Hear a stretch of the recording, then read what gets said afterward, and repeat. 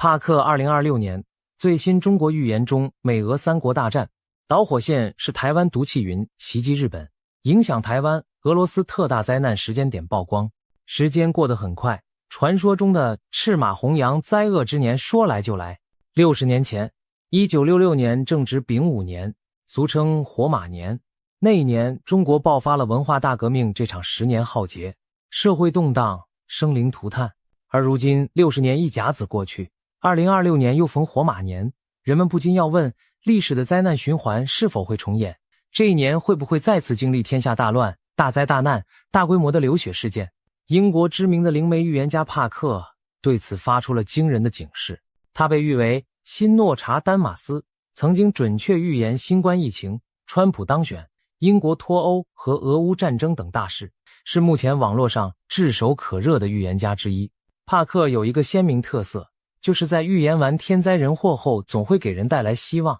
强调劫难并不可怕，大灾过后就是大福。这种先苦后甜的风格，也正是他受欢迎的原因之一。去年年底，帕克发布影片，预言了2026年的整体运势。他直言，2026年将是清算之年，许多隐藏的谎言会被揭穿，尘封的真相将大白于天下，全球将出现大量诉讼和审判，许多人和势力被迫为过去的所作所为付出代价。帕克指出，转折点会在2月前后，碰巧2月也是农历新年，过了新年就进入中国传说中的灾难马年，这和他灵视中看到的情景不谋而合。他更进一步表示，2026年不仅是清算之年，也是旧时代走向终结、新纪元开启的转折之年。人类文明似乎即将迎来重大的重置契机，迎接一场翻天覆地的巨变。事实上，帕克认为全球力量版图将在2026年出现戏剧性转换，经历多年血火的俄乌战争有望在出人意料的外交突破下告一段落。他预测美国领导人，可能是再度执政的川普，将与俄罗斯总统普京达成一项意外的协议，从而结束欧洲战场的敌对局面。然而，这并不意味着和平从此降临。帕克警告，紧张局势只会从欧洲转移到远东地区，尤其是台海。他特别指出，2026年春天，全球将弥漫着浓重的战争阴影，其中一个导火索极可能出现在台湾海峡。试想在台海上空或水面下出现一次危险的军事对峙，也许是一架战机与对方军机惊险擦撞，或者一艘潜艇与水面舰只发生碰撞，这类事件会在瞬间将紧张态势推向失控边缘。台海上空剑拔弩张，两岸和美日的部队全都严阵以待，任何一个误判都可能点燃战火。此时各方神经紧绷，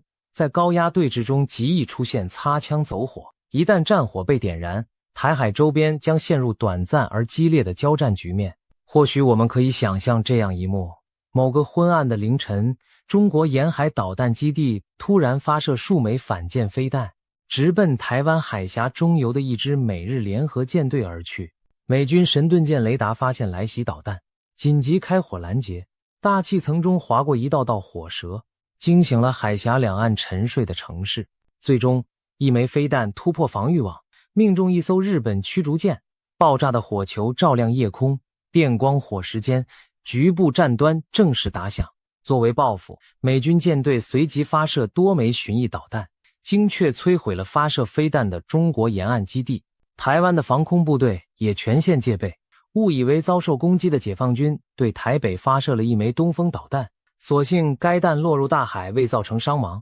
但台湾空军随即紧急升空，进入战备巡航状态，整个台海陷入一片弹雨与火光之中。短短几天内，中国人民解放军在东南沿海频频出击，试图对台实施局部封锁，并攻占靠近大陆的台湾外岛。然而美日联军以压倒性制空与制海权进行反制，数次挫败了解放军的登岛企图。在此过程中，中国海军一艘先进驱逐舰被鱼雷击沉，空军也损失了多架战机。尽管北京当局未对美本土宣战，但东亚的有限战争已造成重大伤亡和震撼，全球金融市场闻讯暴跌，难民潮开始酝酿，整个世界都屏息关注着远东局势的发展。帕克预言这起突发事件将如同火星掉进火药桶，不仅引爆台海之间的武装冲突，还会将周边强国卷入其中。日本作为邻近大国，势必被迫介入战事，美国也很可能迅速动员协防台湾。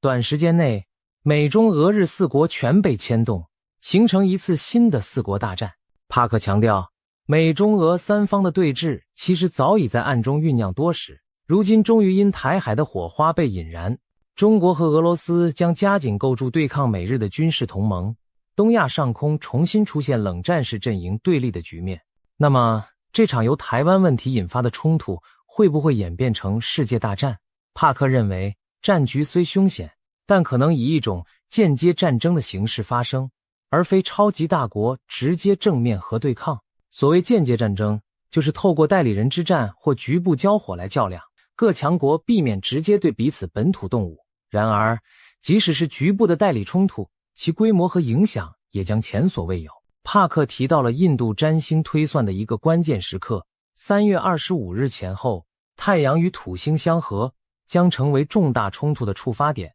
在那个时间窗口，大帝国的领导人可能威胁并挟持较小国家的元首，甚至发生斩首式的暗杀行动。帕克过去曾准确预见伊朗政局将迎来巨变，他预测在2026年3月中下旬，或许会出现针对伊朗最高领袖的定点清除攻击，不是全面战争，而是一次精心策划的斩首行动。如果这预言成真，中东局势将随之剧烈震荡，伊朗政权可能崩塌并爆发革命。同一时期，在亚太方向，台海危机也会达到顶点，稍有不慎就会引发美中日俄间接交火。一时间，全球多个火药桶被同时点燃，中东的火药库也开始爆炸。伊朗领袖一旦遇刺，当局强硬派与民众爆发激烈冲突，整个中东地区陷入动荡。以色列与伊朗代理人武装摩拳擦掌，战火一触即发。朝鲜半岛上空也阴云密布，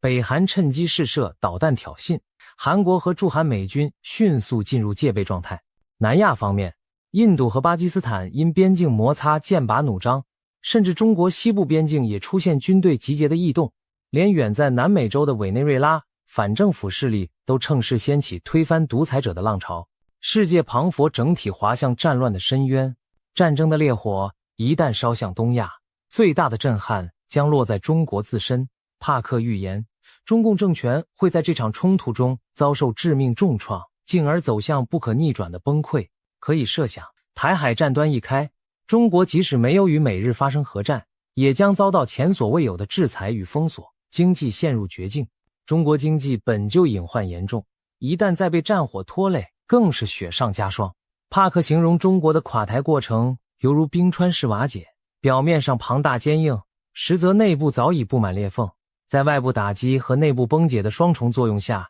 终将一块块碎裂倾颓。他预言中国的经济体系将在战争和制裁夹击下迅速崩盘，出现通货膨胀失控、供应链断裂、大批企业倒闭、金融市场冻结等连锁反应，甚至政府可能陷入财政瘫痪，无力支付公务员和军队薪饷。随着局势恶化，政治高层内部矛盾也会激化。帕克透露，2026年中国还可能发生重大基础设施灾难，成为压垮政权的最后一根稻草。这场灾难也许是一列高速列车的特大事故，或者更可怕的是与长江三峡大坝相关的严重事件。试想，若三峡大坝出现险情，其影响将涉及数千万人口的安危，对政权造成毁灭性打击。内忧外患交织之下，帕克预见中国最高领导层将发生剧烈动荡，可能有高层人物神秘失踪或遭清洗，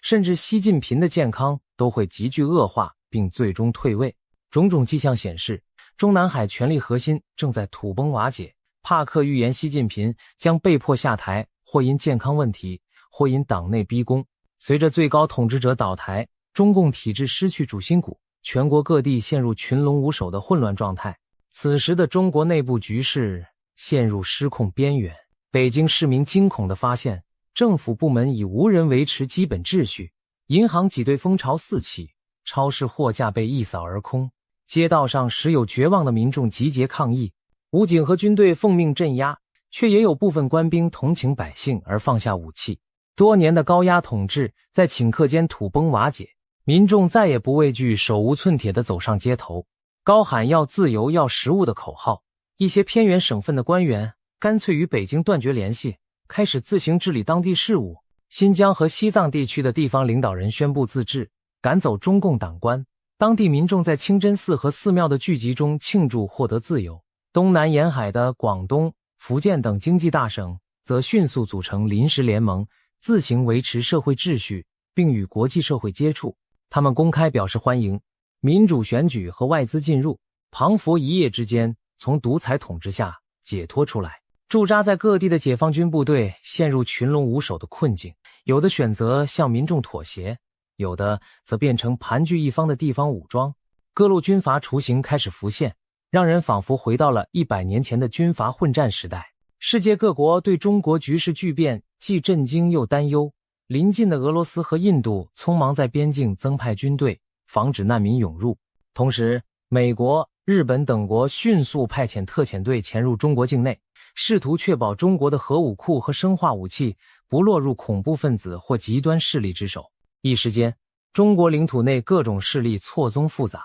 有志于民主改革的临时政府，割据一方的军事势力，图谋不轨的残余共党强硬派，以及躲在暗处蠢蠢欲动的恐怖组织，都在这片广袤土地上角力。中华大地经历着近代以来最剧烈的动荡和转型，最终的结果是中国出现4分5裂的局面。帕克描绘了一个令人难以置信的未来，一个统一了70多年的大国，竟在内外交困中解体成许多彼此独立的小国家。这些新生的政权将各寻出路，有些地区可能引入民主制度，形成如同欧盟那样的邦联体系。国界将趋于开放，人们可以自由旅行和经商，过去高压封闭的威权秩序不复存在。当然，这样的转变不可能在一夜之间完成，但帕克相信2026年将种下中国未来分裂和重生的种子。可以想见，届时中国国内可能陷入无政府的割据状态。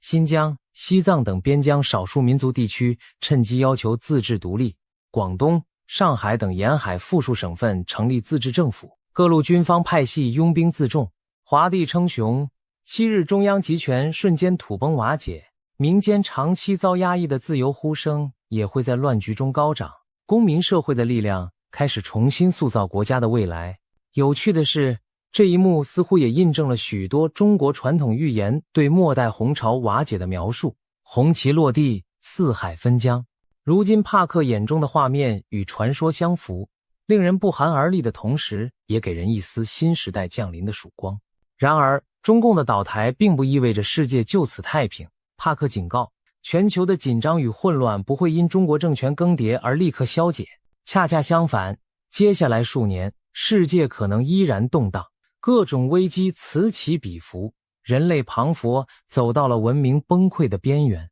在帕克的全景预测中，一幅更加广阔的乱世画卷正在展开。在战争硝烟之外，自然灾害、极端气候、瘟疫、疫情等或将轮番袭来，同时各国社会秩序也面临前所未见的冲击。他预言将有人打着宗教狂热、种族主义或极端民族主义的旗号，在各地煽动事端，引发骚乱和冲突。许多国家可能爆发内乱，抗议示威遍地。此起彼伏的社会动荡规模将超过我们以往所见的一切。国与国之间的博弈，除了传统热战形式，还会延伸到经济和科技层面。帕克特别指出，石油外交将成为导火索之一，可能有能源大国以石油供应为筹码，威胁他国，引爆围绕能源的地缘冲突。中东等产油区域因此不排除再度战火连天。而更令人不寒而栗的是，帕克提醒，一种新形态的威胁正悄然酝酿，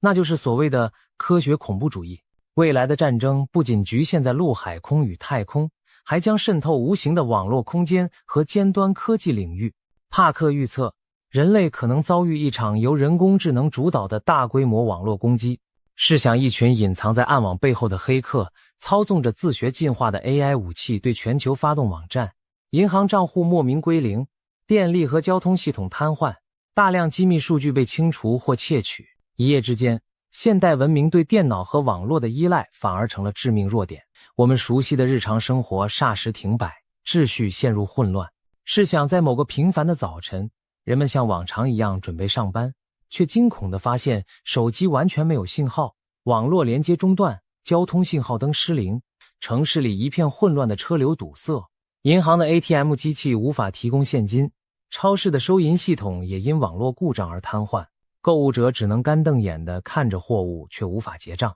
更糟的是，当日傍晚，人们打开电视却发现所有频道都无法播出新闻，取而代之的是一片雪花杂讯。到了夜里，整座城市陷入前所未有的黑暗，电网似乎遭到攻击，导致大规模停电。高楼大厦里的人们被困在电梯里，医院的供电全靠紧急发电机勉强维持，警方和消防部门的调度系统也纷纷出现故障，导致救援响应迟缓。街头开始有不法分子趁火打劫，砸碎商店橱窗进行偷窃，治安迅速恶化。城市上空盘旋的警用直升机因通信中断而无法及时获取资讯，只能盲目巡逻。在这短短的24小时内，现代都市骄傲的高科技系统庞佛倒退回了几十年前的水平，人们才惊觉自己是多么依赖那些看不见的网络与电力。在这场无形的战争中，每个普通人都成了受害者。这种场景并非耸人听闻的杜撰，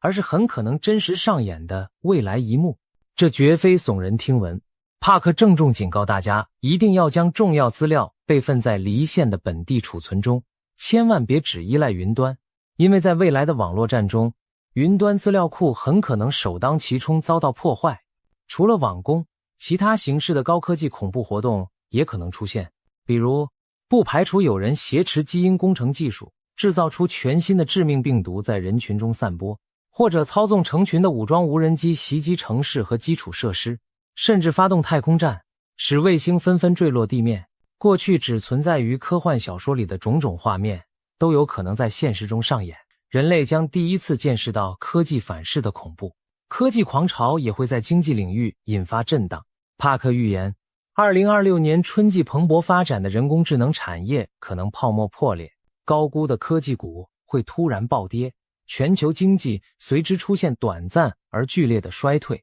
他甚至预测，一种主要的加密货币价格将崩盘式下跌高达 70%， 动摇投资人对整个虚拟货币市场的信心。硅谷等科技重镇或将掀起裁员潮，创投圈的繁荣神话瞬间熄火。虽然这场经济低迷可能是短暂的，但它将暴露全球金融体系深层的构造性缺陷，预示更大的重置在酝酿之中。社会方面，帕克也看到了经济压力和文化冲突引发的民众抗议浪潮。在一些西方国家，随着生活成本飙升和移民问题激化，可能出现大规模的示威骚乱，甚至引发宪政危机。就连英国这样老牌民主国家也难逃动荡。帕克认为英国将因金融动荡导致执政党内斗，政府垮台改选，同时多座城市爆发反移民骚乱和宗教极端对立。在欧洲其他地区，也许会冒出一位主张禁止某宗教的领袖人物，煽动文化冲突，紧张局势达到几十年来的最高点。或许我们可以想见这样的景象，在巴黎、伦敦等大城市，数以万计的示威者走上街头，抗议政府的无能和经济困境。抗议的人群举着标语，高喊口号，一开始还算和平，但随着极端分子混入队伍，场面开始失控。傍晚时分，有人点燃了停在路边的汽车以发泄怒火，火光和黑烟很快在街巷蔓延。防暴警察射出催泪瓦斯，试图驱散人群，却激起更强烈的反抗。一些蒙面年轻人开始向警察投掷石块和燃烧弹，商店的玻璃窗被砸碎，奢侈品被洗劫一空，整条香榭丽舍大道陷入混乱，警笛声与直升机的轰鸣声交织在夜空。与此同时，在另一边的广场上，宗教和族群之间的冲突也在上演。一群极右翼分子正在攻击一座清真寺，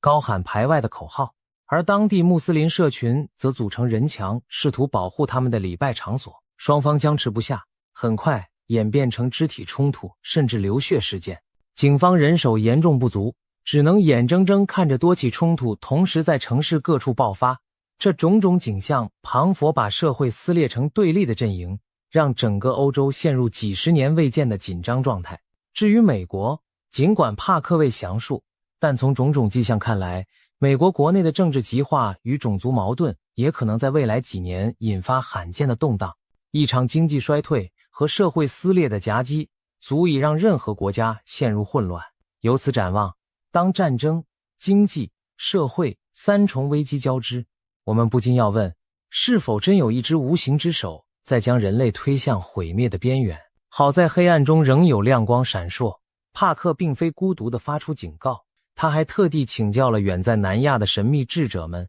寻求更多启示。他透露，自己还专门咨询了印度最神秘的预言家群体，也就是纳迪叶圣者的解读师们。这群有修为的印度圣者早已在为全人类祈祷，祈愿神明介入阻止灾难。他们的占卜预言与帕克的灵视高度吻合，庞佛不同来源却看到了相同的未来画面。这种纳迪叶预言术极为神秘，传说数千年前，古印度有18位圣者，用梵文在棕榈叶上记录下无数人的一生，其中每一片叶子都对应着未来某个寻找他之人的命运。纳迪叶解读师世代相传，保存着这些叶片，通过指纹将寻访者与命定的叶子匹配。他们会让来访者提供指纹，然后凭肉眼将其分类，比对特定的一捆叶片，再逐一念出叶子上记载的个人资讯以供核对。当叶片上连父母、配偶、名字等细节都对上时，那片叶子便被确认属于这位访客。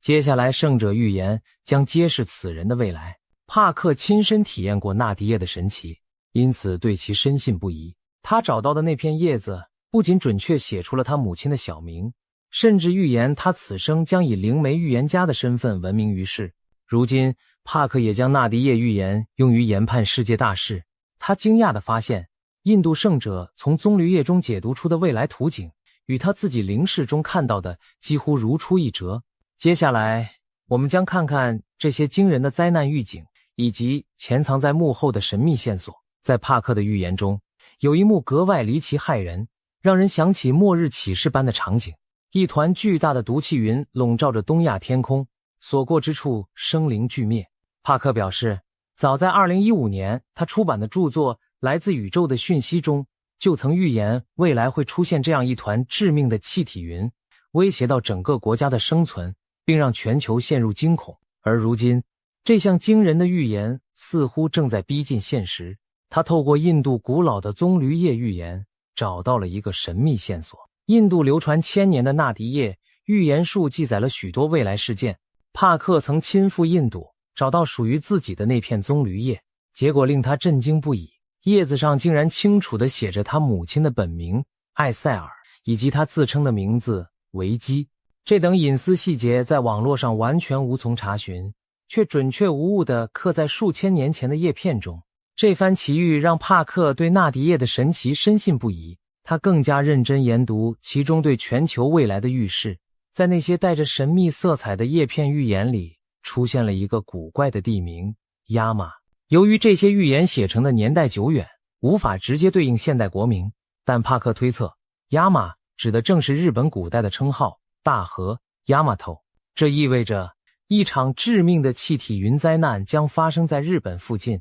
帕克进一步解读认为，这团巨大的毒气云来源于日本周边海域的一座海底火山剧烈喷发。那座火山将释放出大量含有剧毒的气体，这些气体在海平面上空聚集扩散，形成一大片死亡云团。更可怕的是，在大气环流作用下，这团毒气云将从东北方向逐渐飘向日本列岛上空，影响范围可能波及整个日本，甚至远至俄罗斯的远东地区。一旦这团毒云成型，后果不堪设想。想象一座沿海城市在毫无预警的夜晚被无形毒物悄然吞没，人们在睡梦中因呼吸致命气体而中毒昏迷，街头出现大批伤亡，却看不见任何明显灾害来源，那将是多么恐怖的场景。或许届时会有这样令人心碎的一幕：日本青森县一座渔村的清晨，邻居发现一户人家的灯还亮着，但屋内却寂静无声。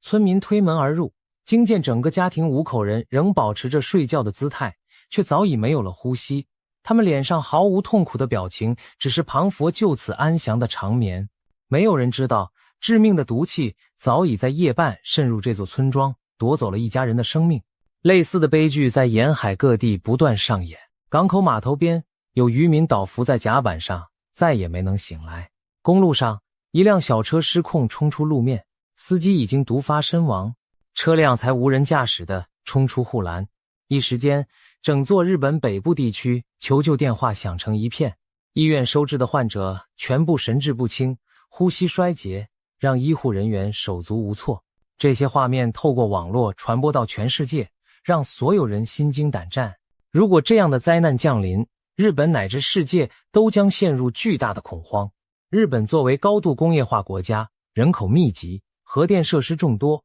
一旦毒气云引发恐慌，可能造成的间接损害更难估量。更令人毛骨悚然的是，帕克怀疑这场看似天灾的毒云劫难背后可能藏着人祸的黑手。他提出一种惊人的猜测，认为这或许是某种间接战争阴谋的一部分。也就是说，不排除有势力故意引爆海底火山，制造出这场伪装成天灾的大规模杀伤事故，以打击其敌对国家却不留军事攻击的痕迹。届时，日本政府恐怕将立即宣布国家紧急状态，下令民众紧闭门窗，佩戴防毒面具，甚至组织大规模撤离沿海地区。一些核电站、化工厂等敏感设施也可能被紧急关停，以免毒气侵入引发次生事故。亚洲邻国方面，韩国、台湾等地也将严阵以待，防备毒云飘入境内。可以预见，国际社会会对此高度关注，各国媒体轮番报道，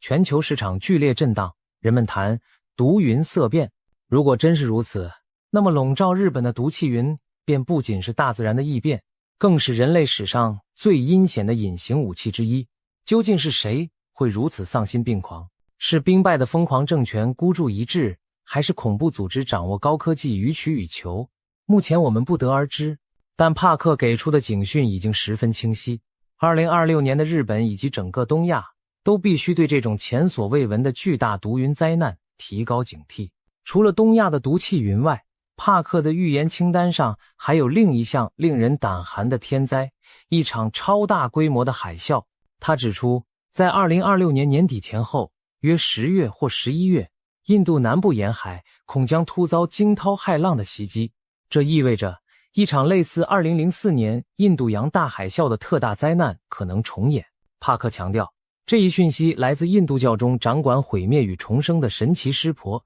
透过纳迪叶预言传达的开示。庞佛是神灵在向人类提前示警，印度洋深处正在酝酿一场毁灭性的巨浪。回顾2004年12月发生的印尼 9.1 级强震及其引发的海啸，短短数小时内夺走了超过25万条人命，波及印尼、泰国、斯里兰卡、印度等多国沿海，成为人类史上死亡人数最多的自然灾害之一。如果帕克的预言成真，2026年的印度洋恐怕将再掀滔天巨浪。帕克点出的南印度地区可能包括泰米尔纳德邦、喀拉拉邦一带，那里人口稠密，宗教圣地和旅游胜地众多。一旦海啸突袭，寺庙、渔村、城镇将瞬间化为泽国，生命财产损失无法估量。清晨时分，在印度洋沿岸某个渔村，小孩子们正光着脚在沙滩上玩耍。他们惊奇地发现，大海突然异常地退去了老远，海岸线露出许多五颜六色的珊瑚礁和鱼群。一些大人见状还兴奋地跑下去捡拾罕见的鱼虾。然而经验丰富的老渔民意识到了危险的信号，他大喊着让大家远离海滩，自己则奋力拉着孙子的手往高处跑。就在这时，远处海天交界处隐约出现了一道白线，并以极快的速度向岸边推进。巨浪正铺天盖地袭来，短短几分钟内，那道白线变成了一堵高达20-30米的水墙，夹带着雷鸣般的巨响撞上海岸。刚刚还在沙滩上的人们连尖叫声都来不及发出，便被巨浪吞噬卷走。整个村落顷刻间瓦解，房屋被洪流冲毁，树木连根拔起，渔船像玩具般被抛向内陆。待巨浪退去，原本站立着的村庄只剩下一片泥泞废墟，孤零零的残垣断壁和散落的生活用品诉说着刚刚发生的惨剧。类似的场景在南亚无数沿海地区上演，生者目睹着大自然可怖的威力，痛哭着寻找亲人的踪迹，整个世界为之震惊。或许在巨浪来临前，人们会看到一些异常征兆，例如海水罕见的迅速退去，海岸线裸露出平日看不到的海床，动物们变得狂躁不安，成群结队往高处迁移。然而即便如此，能及时逃离的人恐怕仍是少数。巨浪将以迅雷不及掩耳之势席卷而来，把岸边的一切卷入毁灭的漩涡。对于南亚来说，这将是一场前所未有的浩劫。值得庆幸的是，这些令人心惊的预言并不代表绝对的命运。帕克也为我们指出了时间上的警讯，以便人类提前做好准备。他示警，2026年4月15日至11月15日之间是极度危险的时期，全球处于天灾人祸的高峰期，其中尤其要留意8月12日的新月之夜。那天木星、太阳与月亮将汇聚在巨蟹座，形成特殊星象。在帕克看来，这是个必须严加防范的引爆点。或许就在那前后，某场重大事件会被触发，无论是战争冲突还是自然异变，都可能在8月中旬达到高潮。我们不妨大胆猜想，也许日本海底火山的毒气云会选在盛夏喷发，或者战场上会发生某次攸关全局的行动。总之，那晚的天象似乎在警告着人类，务必要提高警惕，小心度过这段危险时日。细数帕克对2026年的一连串惊人预言，我们彷佛见到了未来世界的动荡图景。那画面中，战火在东西方此起彼伏，集权政权相继垮台，经济与科技陷入混乱，自然灾害连环爆发，整个地球彷佛被黑暗的风暴所笼罩。然而正如开头所说，帕克并非在宣扬无望的末日论，他的预言隐含着更深的用意。黑暗并非最终结局，而是黎明前的试炼。人类正站在一场伟大觉醒的前夜，只要撑过黑暗，光明的曙光就会到来。帕克强调，尽管预言中的景象看似恐怖，但这不是在宣判世界末日，相反更像是希望的序章。在他看来，有一种超越世俗权力与灾厄之上的更高灵性力量，一直守护着人类的命运。这些灾难的降临，也许正是为了唤醒沉睡的良知，让人类从物质迷梦中抬起头来，重新审视自己的精神世界。换句话说，未来并非命中注定一片黑暗，人类完全可以通过自身意识的转变来改写这部预言剧本的结局。帕克相信，人类内在蕴藏着强大的正向能量，我们每个人的善念与爱心磅礴烛火，看似渺小，却能集腋成裘，汇聚成扭转未来的燎原之光。他呼吁，无论信仰何种宗教，只要怀抱着真挚的祈祷和仁爱的心念，这股集体正向意识就能减轻灾难的冲击，甚至抵消劫难带来的负面影响。人类的本质其实都是光明的生命，只是暂时被无明遮蔽了双眼。在全球性的考验面前，灵性的团结将是改变一切的最强大武器。只要我们彼此扶持，用爱与慈悲连结成一道坚不可摧的心灵防线，再肆虐的风暴也终将平息。那么2026年等待我们的究竟是毁灭还是重生？预言终究只是预言，真正决定未来走向的是我们人类自己。帕克的警钟已经敲响，接下来每个人如何选择行动，将共同编织出明天的图景。如果我们因恐惧而绝望，那么预言中的黑暗结局或许会成为现实。但如果我们选择希望与团结，并积极以善念和智慧应对挑战，也许灾难的命运就会被改写。我们宁可相信后者，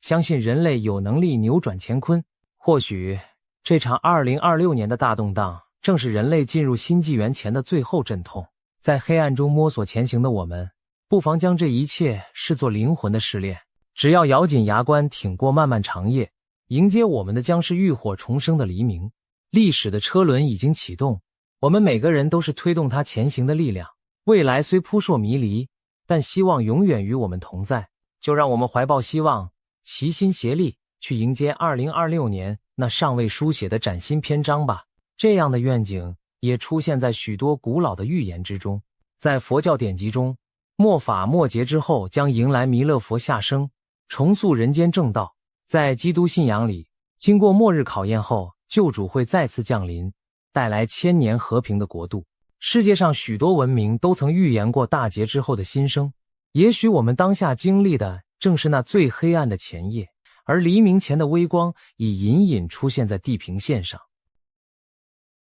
今天我们来聊聊台湾上空的谜团。这块只有36000平方公里的小岛，为什么被称作全球防空最密集的地区之一？传闻中，对岸就算出动5000架战机，也无法夺取台湾的制空权。台湾的防空能力何以被誉为世界顶级？而如果拿来和同样以防空见长的以色列相比，谁的天空盾牌更胜一筹呢？先别急着下定论，我们将深入探索台湾和以色列的防空秘密，从密不透风的飞弹网，到先进雷达、地下基地，再到真实战争的残酷教训，答案将一一浮现。试想，在未来的某天，漫天战机如乌云般朝台湾压境，声势显赫，仿佛要在数小时内夺下制空权。然而现实可能大大反转，警报拉响之际，台湾全岛上百处防空阵地同时活化，导弹如暴雨般腾空而起，一架架来犯战机还未看清岛上的山川，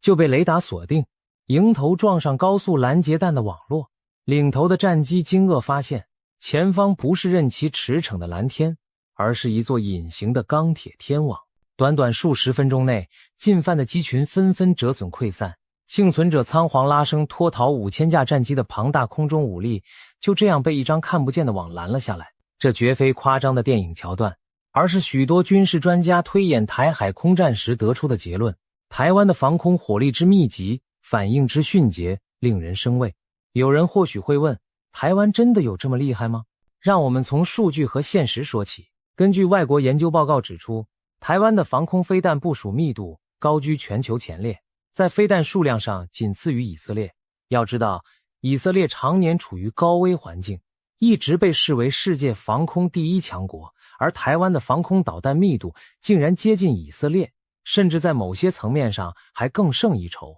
这并非自吹自擂，而是有迹可循的事实。1996年3月，中共在台海试射飞弹，2枚东风导弹先后落在基隆港和高雄港外海，激起冲天水柱。当时台湾并无有效手段加以拦截，只能眼睁睁看着导弹落下，所幸没有造成伤亡。这场危机震动了台湾朝野，深刻意识到建立现代防空网的重要性，遂积极向美方争取先进防空系统。自1998年起，台湾陆续获得爱国者2型飞弹系统。台湾从美国引进了爱国者2型和爱国者3型防空系统，共部署了9个爱国者飞弹连，拦截弹药约有580枚，其中 PAC-3 是现役最先进型号，单枚导弹速度极快，专精拦截弹道导弹和高速战机。每套爱国者系统配备相控阵雷达，能同时追踪上百个目标，探测距离达180公里，拦截射程可达数十公里外。当敌机还在海峡上空，爱国者雷达早已将其捕捉，发射的导弹可在敌机踏入台湾上空前将之击落。最近几年，美国持续增援台湾的爱国者库存。2023年，美国首度动用总统拨款权军援台湾，其中就包括大量爱国者拦截弹，进一步充实了这张空中保护网的骨干。除了爱国者，台湾还有国产的天弓系列飞弹系统，同样扮演着高空和中程拦截的重要角色。早在1999年，天弓2型飞弹就已服役，其最大射程可达120公里，性能约介于爱国者2型与3型之间。台湾在各空军基地附近部署了约12个天弓阵地，装备天弓1型、天弓2型，发射架接近50套，备弹约500枚。最新的天弓3型更是在2015年后开始服役，射程上看200公里，据称具备拦截弹道导弹的能力，技术水准已超越爱国者3型。换言之，台湾自行打造出一张不亚于爱国者网的本土防空网。爱国者与天弓这双长矛交织成台湾高空防御的第一道天罗地网。往下一层，在中低空还有上一世代的霍克防空飞弹在发挥余热。霍克飞弹曾是美军主力中程防空系统，台湾自1960年代起装备，经过多次性能提升，至今依然是数量最多的地对空飞弹之一。目前约有10多个霍克连，库存飞弹达1000枚左右。霍克的拦截高度和射程虽比不上爱国者与天弓，大约40公里，但胜在部署广、数量多，平时散布在各战略要地，战时可迅速展开火网。虽然霍克飞弹世代较旧，国军也在持续汰换中，部分霍克阵地已逐步被天宫系统取代。然而在战争爆发初期，这上千枚霍克仍将如空中猎鹰般扑向敌机，填补防线上的任何空隙。再往低空看，那是轻型防空武器的天下。台湾部署了大批近程防空飞弹和高射快炮，用于防御超低空突防的直升机、无人机乃至巡航导弹。例如复仇者防空飞弹系统搭载在悍马车上，每辆配备8枚美制刺针便携式飞弹，可机动保护机场、雷达站等重要据点。目前数十辆复仇者载具和数百具肩扛式刺针散布各地，一旦有敌军武装直升机或低空飞行器贴地偷袭，复仇者和刺针飞弹将形成最后一道密不透风的火网。此外，台湾自研的捷羚防空系统，装载在装甲车上的天剑1型飞弹，配合双管35公里高炮，也部署在要害地区，专门猎杀掠海飞行的巡航导弹或无人机。粗略估计，各式肩射或车载的短程防空飞弹，台湾至少拥有2000枚以上，加上数量可观的20公里、35公里高射快炮，足以构筑一个低空弹幕屏障。想象一下，当敌方巡航导弹贴地飞行想躲避雷达时，等待它的可能是树丛后突然射出的刺针飞弹。当武装直升机擦着浪头企图从海岸突袭时，岸边丛林里或许早已有捷羚的炮口悄悄瞄准。台湾的低空防空网虽然不如爱国者那般引人注目，但在补盲、防御、拦截死角上同样关键。与高空的爱国者、天宫共同构成台湾高有爱国者、低有刺针的立体防空结构。纵观上述，高中低远近各类防空飞弹在台湾形成了多层次的拦截网。如果把这些飞弹的有效射程圈画在地图上，会发现台湾本岛以及周边相当范围都被一层层同心圆覆盖。难怪有军事评论员用刺猬来形容台湾全身是刺，谁碰谁受伤。一架敌机若想穿透这多层防空，必须先避开爱国者和天宫的远程猎杀，再闪躲霍克和天剑中程飞弹的追击，即便钻到超低空，也还有刺针满天飞舞，伺机而动。任何一环稍有不慎，等待他的就是被火光吞噬的下场。除了飞弹本身，台湾的防空战力还体现在先进的侦搜与指挥系统上。俗话说，眼睛和大脑往往比拳头更重要。台湾在预警探测方面有一项王牌武器，名为扑鹿爪的远程预警雷达系统。这座巨型相控阵雷达设置在新竹乐山山顶，监视范围上看3000公里，被誉为台湾的千里眼。当解放军战机还在起飞或尚未接近海峡中线，这座雷达就可能已经捕捉到动静，让国军预先掌握敌情。尤其是对于高速飞行的弹道导弹，扑鹿爪能在导弹刚离开发射架数十秒内就发出预警，为后续拦截争取宝贵时间。有了这样的长程雷达做后盾，台湾防空部队几乎不可能被偷袭致盲。更重要的是，台湾全岛还布满各式中短程雷达站、被动电子侦测设备，甚至在海峡上空24小时有E2开尔文空中预警机巡航。这些千里眼与顺风耳组成密织的侦测网，把任何风吹草动都盯紧。一旦有目标闯入，一连串自动化的直管系统会迅速研判威胁级别，指挥相应的防空单位开火拦截。可以说，台湾建立了亚洲首屈一指的统合防空系统，资讯流通畅通无比。从乐山雷达站到各飞弹连，各节点透过光纤和卫星保持连通，使得防空反应如闪电般快速。台湾的指挥官们坐镇深山碉堡中，就能掌握全台天空态势，下达作战指令，仿佛大脑调配四肢般，瞬时千军万弹齐发。值得一提的是，台湾空军战机与地面防空之间也有紧密的协同。平时若有不明军机接近，空军的 F-16、幻象2000、霍金国号战机常在预警机引导下优先升空拦截，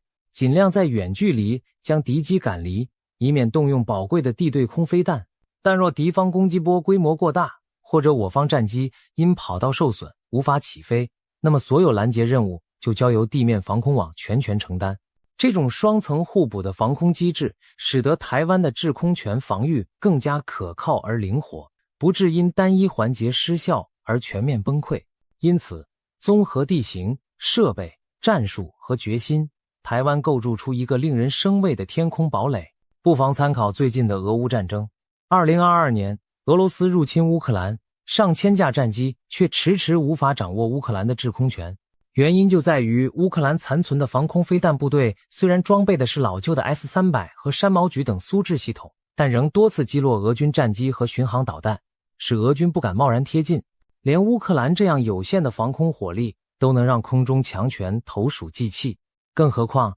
台湾部署的防空系统在质与量上远远胜过乌克兰。有西方媒体评价称，台湾拥有奢侈级的防空配置，乌克兰平均拦截率约50%便已重挫俄军，而台湾的拦截率预计更高，因为爱国者和天宫性能先进太多。换言之，解放军若对台湾发动大规模空袭，极可能出现的状况就是成百上千枚来袭导弹在半空中被拦成团团火球，零星漏网之鱼也难以瘫痪台湾的整体防御。举个例子来说，假设解放军第一波对台发射400枚各型导弹，台湾的防空网即使仅拦截其中一半，仍有约200枚敌弹落下。由于中共导弹命中精度有限，真正砸中关键目标的弹头可能不到150枚。这固然会对台湾造成损失，但台湾境内有上百处军事据点，合计50多座可供军机运用的机场，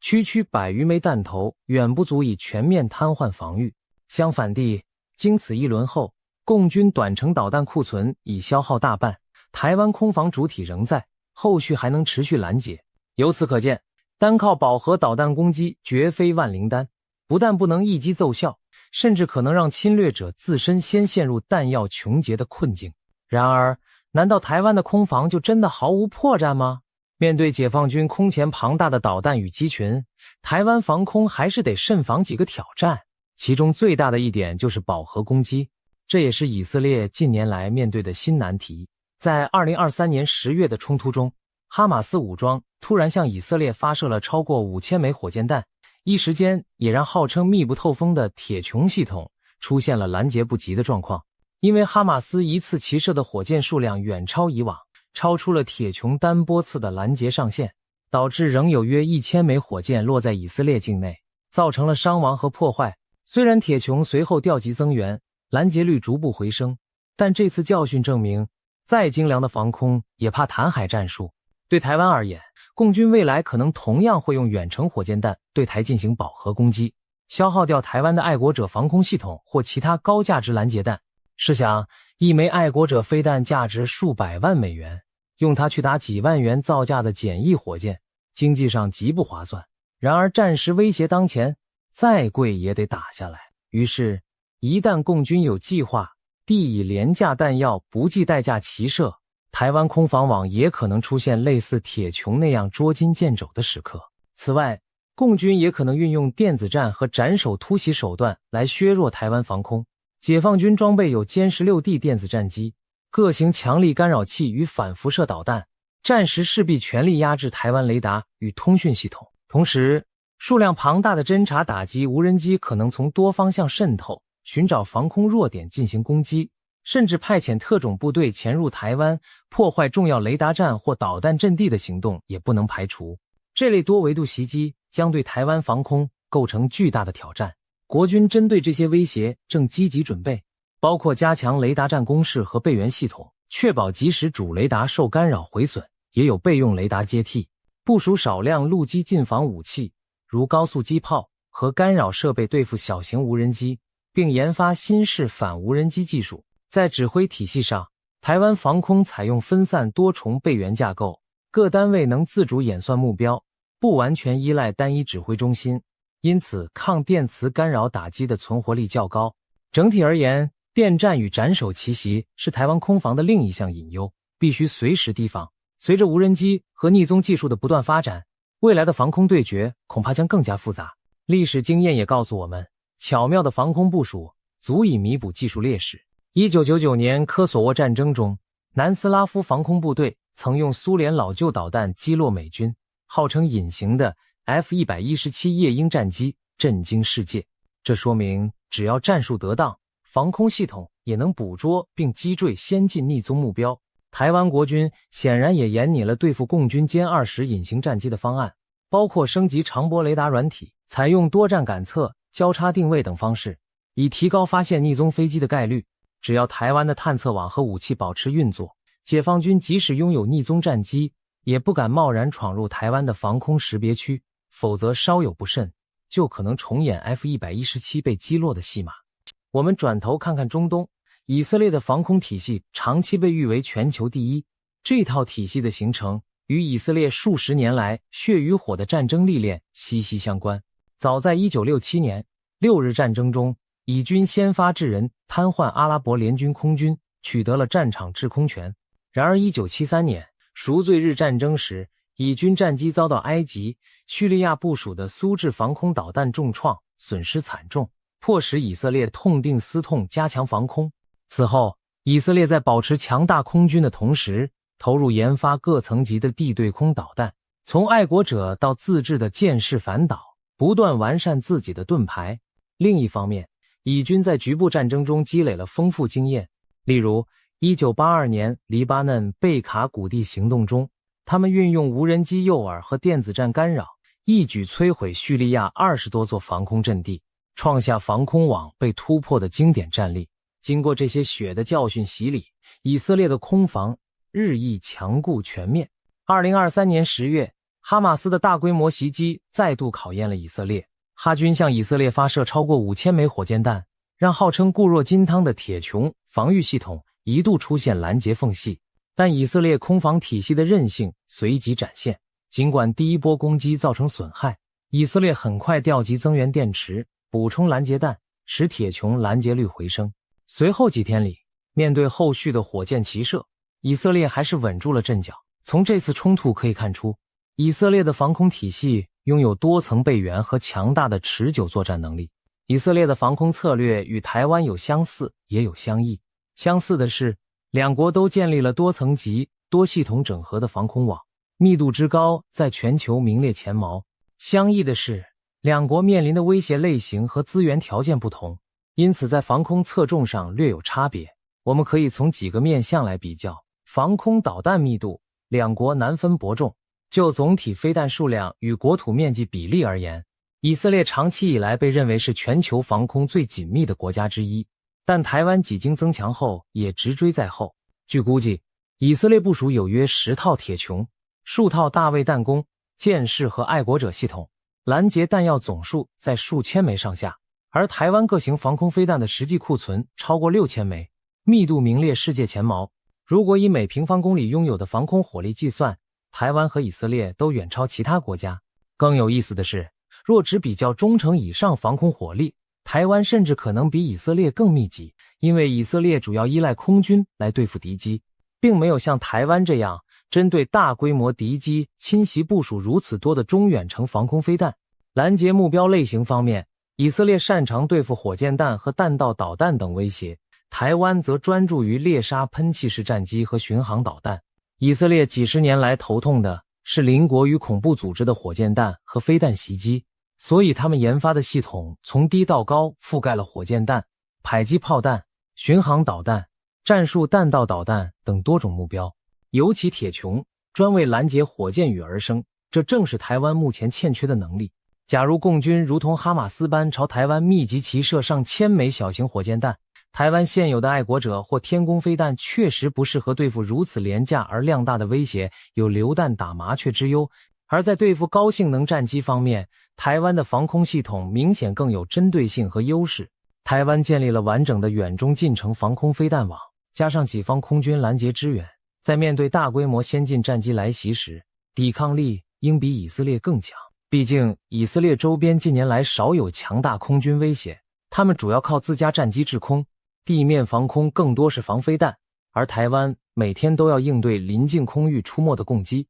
在实战化监控与驱离方面经验丰富。一旦真有成群结队的歼16、歼20扑来，台湾的防空网将兜头迎战，这正是他长期准备的剧本。反弹道飞弹能力上，以色列稍占优势。以色列拥有剑3这种能在大气层外拦截中远程弹道导弹的尖端武器，而台湾目前最强的反导武器爱国者3型，主要用于拦截射程数百公里级别的短程弹道导弹。如果解放军发射更远程的飞弹，例如东风17或洲际弹道导弹，对台湾本土进行打击，台湾现有系统或许力有为待，可能需要美军介入拦截或依赖其他非常手段。所幸，以目前局势推断，解放军侵台主要还是会使用短程弹道导弹和巡航飞弹，这些正是台湾的爱国者和天宫有能力对付的部分。长远而言，台湾若能取得更高层的反导利器，如美制萨德，则更趋完备。但考量政治因素，目前并无引进。在这方面，以色列的弹道防御因有箭式飞弹而技高一筹。不过台湾也不是没有弹性策略，例如对付超出拦截能力的远程导弹，台湾可以考虑针对发射源进行反制，以削减威胁。实战经验与战备韧性上，以色列经验丰富，台湾则未经实战但准备极为充分。以色列的防空部队经历了多次真枪实弹的战火洗礼，从1991年海湾战争拦截飞毛腿，到2021年加沙冲突挡下大批火箭弹，每一次实战都让他们迅速改良技术与战术。相较之下，台湾幸运地已有几十年未遭遇大规模战争，因此防空系统缺乏实战检验。但台湾军方透过高强度的演习和对他国战力的研究，不断调整备战方案。比如参考乌克兰和以色列的经验，国军以强化关键雷达站和通信中枢的防护，并多次演练战时快速修复机场跑道、道路战备起降等科目，以提升整体生存力。另外，在战备韧性方面，两国都展现出高度的全民动员和后备支援能力。以色列平民具备良好的空袭防护知识，基础设施的备援体系完备，受损后能迅速恢复。台湾近年也开始推广全民防卫手册和演习，强化民防组织，一旦遭遇攻击，能尽快组织救援和维持运作。可以说，虽然台湾缺乏实战经验，但防空准备上的缜密程度丝毫不亚于以色列，甚至有过之而无不及。最后要问，台湾和以色列谁的防空更强？其实两者各有千秋，难分轩轾。我们可以这么说，以色列的防空系统经过实战淬炼，对频繁的飞弹火箭威胁应对自如。台湾的防空体系则以密度和规模见长，对抗大规模空袭军团毫不畏惧。两国所处环境不同，一个是中东的小巨人，需要面对四面八方源源不断的冷箭；一个是西太平洋的刺猬，必须盯紧正面来袭的猛虎。倘若真的把两国的防空系统摆在同一战场，想必都能让任何空袭企图者头痛不已。在低空火箭弹防御上，以色列拥有全球最强的盾，而在整体制空权防御上，台湾打造了当今最硬的墙。这两面盾墙分别守护着西亚与东亚的民主小天地，已经成为令强敌不敢轻弹的硬骨头。值得注意的是，在现实中，台湾和以色列都不是孤军奋战，以色列背后有美国常年的军援和情报协助，战时美军更可能提供关键弹药与战略支援。台湾同样拥有伙伴支持，美国的卫星与预警机可在第一时间提供导弹发射警报，日本在琉球的远程雷达也能补充台湾的侦搜视野。若台海发生冲突，美日等盟友虽未必直接派兵，但极可能在情报、后勤上对台湾伸出援手，增强台湾空防的持久力和纵深。当然，最终撑起这片天空的仍是台湾自己钢铁般的防御意志与能力，但盟友的助力无疑会让胜算大大提高。事实上，台湾近年已着手提升自身弹药产能，每年可生产的各式飞弹数量已从过去数百枚提高到如今上千枚，并规划多条生产线赶工。国防专家建议，应将这些关键产线和弹药库分散并深藏地下，使其在敌袭中也能生存，确保前线拥有源源不绝的补给，备足弹药且补给不断，台湾的天空之盾才能在长期消耗战中保持牢不可破。强固的防空体系除了保卫人民安全，更具有强大的吓阻效果。当对手知道无法轻易夺取制空权，付出的代价将极其高昂时，往往会对发动战争有所顾忌，甚至选择打消念头。对台湾而言，每增强一分防空实力，就增添一分和平保障。强大的防空网就是一支无形的护国神盾，使潜在侵略者不敢轻举妄动。故事讲到这里，我们回到开头的疑问，为什么说就算5000架战机也夺取不了台湾的制空权？因为台湾已经把自己武装成一只全身是刺的豪猪，一座难以攻克的空防堡垒。强大的防空系统并非保证万无一失，但至少可以确保侵略者要付出前所未见的惨痛代价。当敌机成群结队而来，迎接他们的将是铺天盖地的飞弹火力与不屈不挠的抵抗意志。如今已经迈入2025年，台湾比以往任何时候都更有资格说一句：这片天空绝不是任何人想来就来，想走就走的。换言之，这两片天空都不是随便就能被征服的。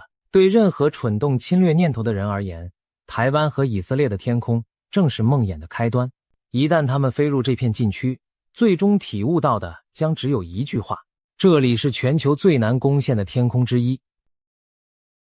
今天我们就来聊聊，为什么台湾会被称作全球最难攻打的岛屿。有些军事迷可能听过这样的说法：中国解放军3天内就能武力统一台湾。然而，这种3日攻台的论调，不仅台湾人听了觉得可笑，连许多国际军事专家都摇头不信。事实上，连美国五角大楼在多次军事推演后都得出一个惊人的结论：台湾是全世界最难被攻下的岛屿，不是之一，而是排名第1的难攻之地。既然如此，为什么北京当局70多年来扬言解放台湾，却始终迟迟不敢动手？今天就让我们从头说起，深入探讨这背后盘根错节的真相。首先，我们来破解几个常见的迷思。有一种说法认为，台湾军力远不如中国大陆，一旦开战就是螳臂当车，瞬间被消灭。这种想法其实混淆了攻防态势。防守一方往往有地利优势，即使兵力较少也能以寡击众，以守待攻。台湾并不需要进攻大陆，只需要坚守本岛，拖住侵略者的攻势。历史上许多弱小的一方都曾凭借有利地形守住家园，让强大敌军陷入泥沼。其次，也有人主张，中国要是全面进攻，台湾早晚守不住，不如省下军费，免得做无用功。这种认知看似理性，实则背离了下组战略的精髓。正因为防守困难，台湾更需要透过强化军备来提高侵略者的攻击门槛。换言之，就是要让对手觉得攻台的成本高到不值得出手。这其实已经在发生。北京高层虽对武统台湾虎视眈眈，却迟迟没付诸行动，就是因为他们深知动武的风险与代价极高。只要台湾持续增强防卫，使解放军每天都在权衡，不划算，那么战争发生的几率就会降低，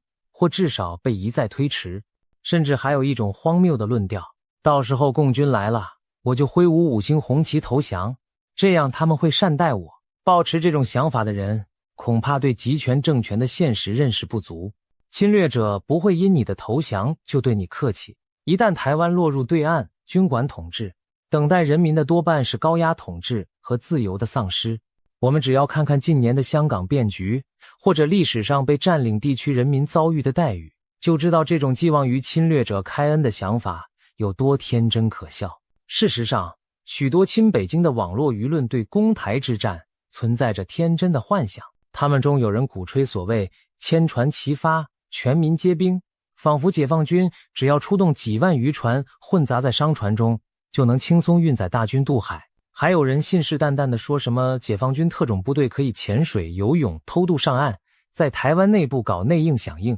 这些听起来像是小说情节的桥段，在现实中完全行不通。台湾与美国的侦察卫星和预警雷达会全天候监控中国沿海动态，数以万计的船只不可能瞒天过海而不被察觉。而且渔船、民船不具备登陆作战能力，一旦战争爆发，台湾方面不会有丝毫犹豫，无论军舰、民船，统统先打再说。至于让士兵人肉游泳几十公里渡过海峡，更是荒诞不经。别说人，就算泳技再高超的运动员，都无法在海上避开巡逻的舰艇和直升机，更不可能携带武器装备登陆。不切实际的狂想有很多，但正规的战争规则却毫不留情。只要动真格，任何偷鸡摸狗的招数都将被粉碎在钢铁洪流和炮火之下。现在，我们就从天时与地利两方面看看台湾为何易守难攻。首先是地理环境，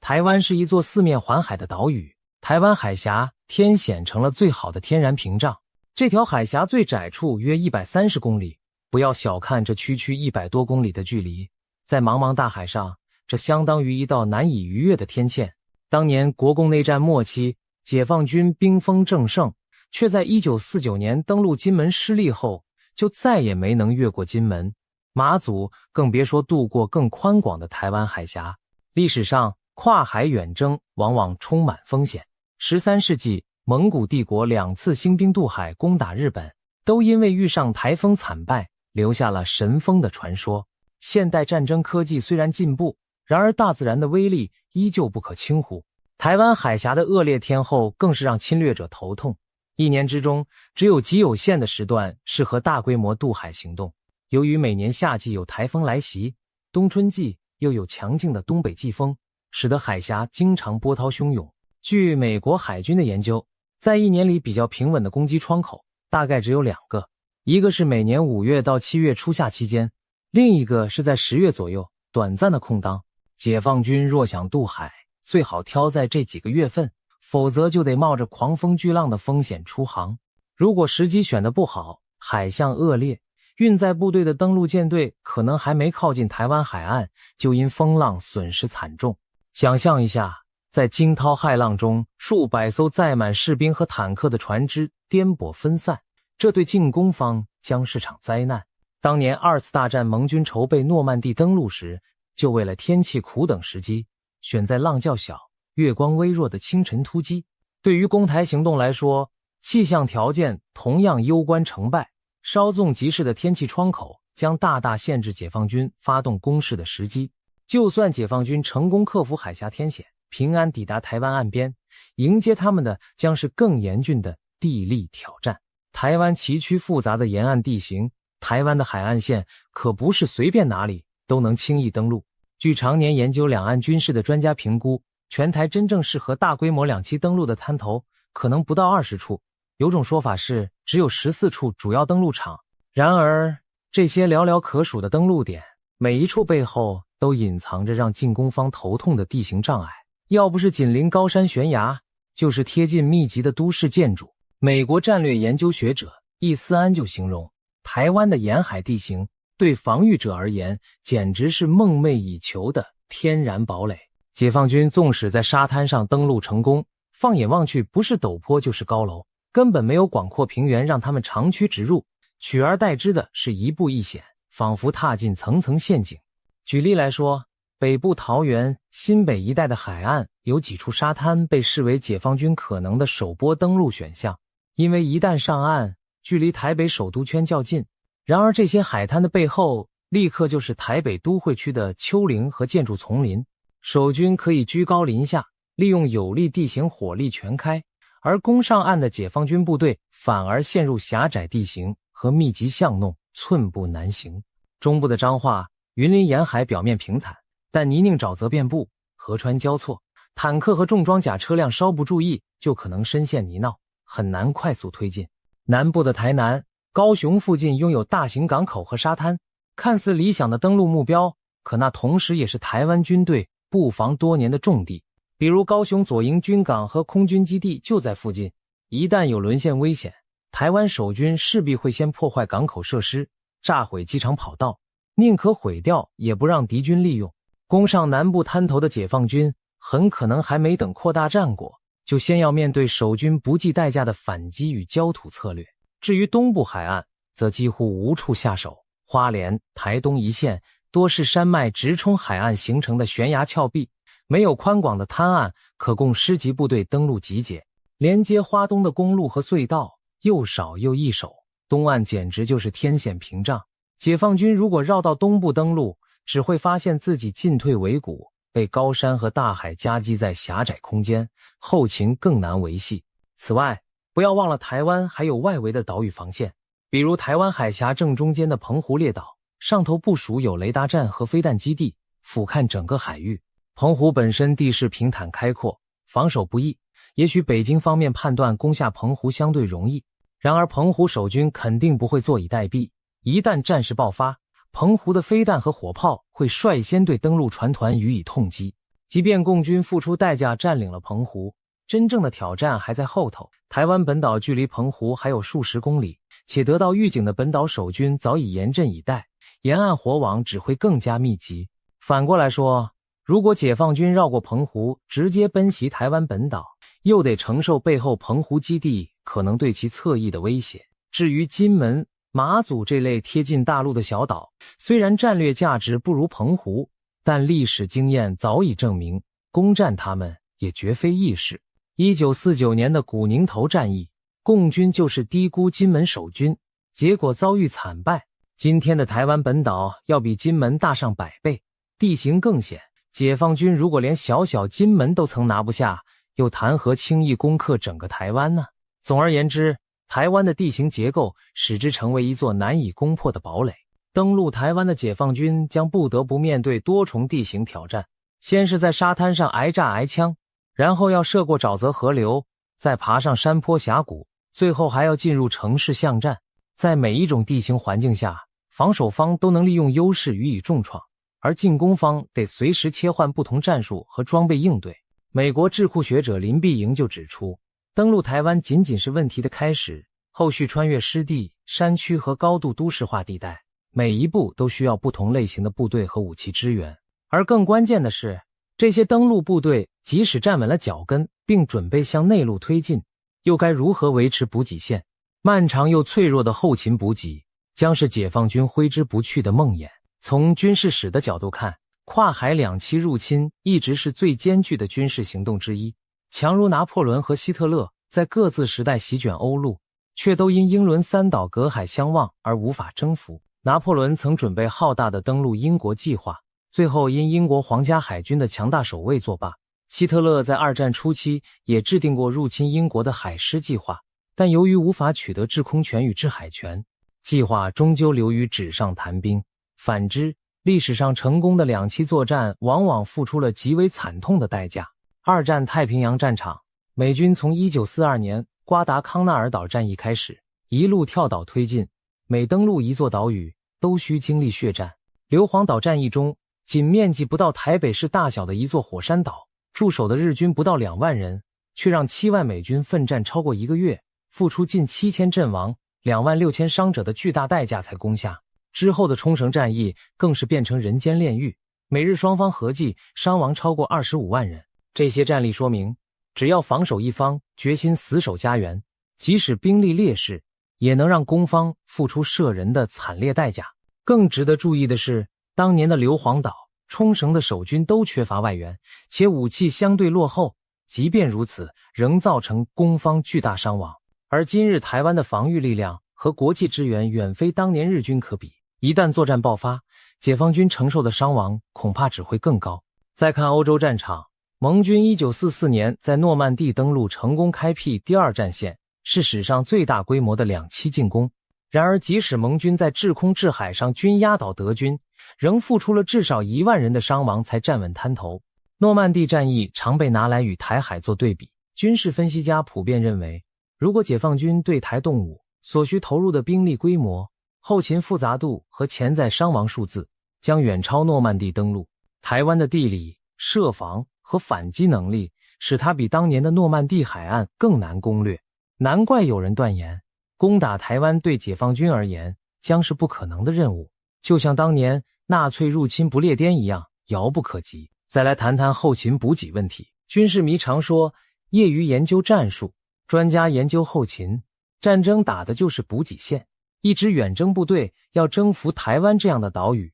必须维持巨大的海上运输线。解放军如果成功在某处抢滩登陆，接下来就需要不断有后续部队和补给船队跨海跟进，把更多兵力、坦克、火炮、弹药、粮食源源送上岸。这条补给走廊长达100公里，全程暴露在台湾守军和可能介入的盟军攻击范围内。台湾有各式反舰武器，包括雄风系列反舰飞弹、潜艇、鱼雷等，可以对渡海的运输舰队造成严重打击。一旦某批增援船团在海上被拦腰斩断，前线登陆部队将孤立无援，弹药耗尽，伤兵得不到医治，后果可想而知。侵台部队稍有不慎，就可能重演历史上深入敌境补给断绝的惨剧。对比之下，防守的台湾军队却拥有内线补给优势，在本岛机动调配资源相对容易。更要命的是，解放军现阶段的两栖运输能力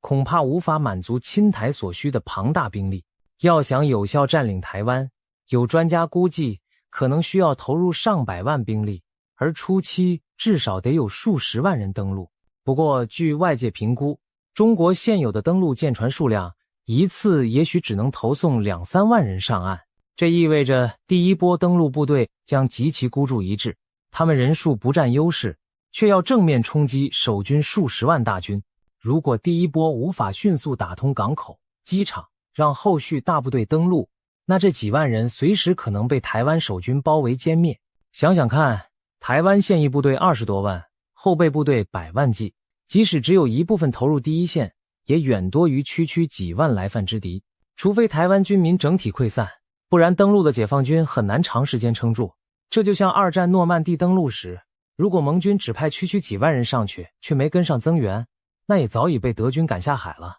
为了解决兵力投射不足的困境，解放军可能考虑一些非常规手段，比方说在全面进攻前派出特种部队或间谍渗透台湾内部，企图瘫痪防御系统，或者奇袭夺取机场港口，希望迅速打开运输通道。然而台湾对此类剧本早有防备，重要的港口和机场都有严密防卫和预设破坏计划，与其让敌军利用，不如彻底毁掉。就算少数敌特渗透，也难以瘫痪整体防御网。另一个冒险方案是实施空降作战，派大批伞兵直袭台北等关键城市，意图斩首政府首脑，造成指挥瘫痪。但空降作战要成功，有个前提是制空权和奇袭效果。大型运输机群若在台湾上空没有完全压制的掩护，无异于火把。台湾密布的防空飞弹和战斗机会让天空变成绞肉机。事实上，2022年俄乌战争初期，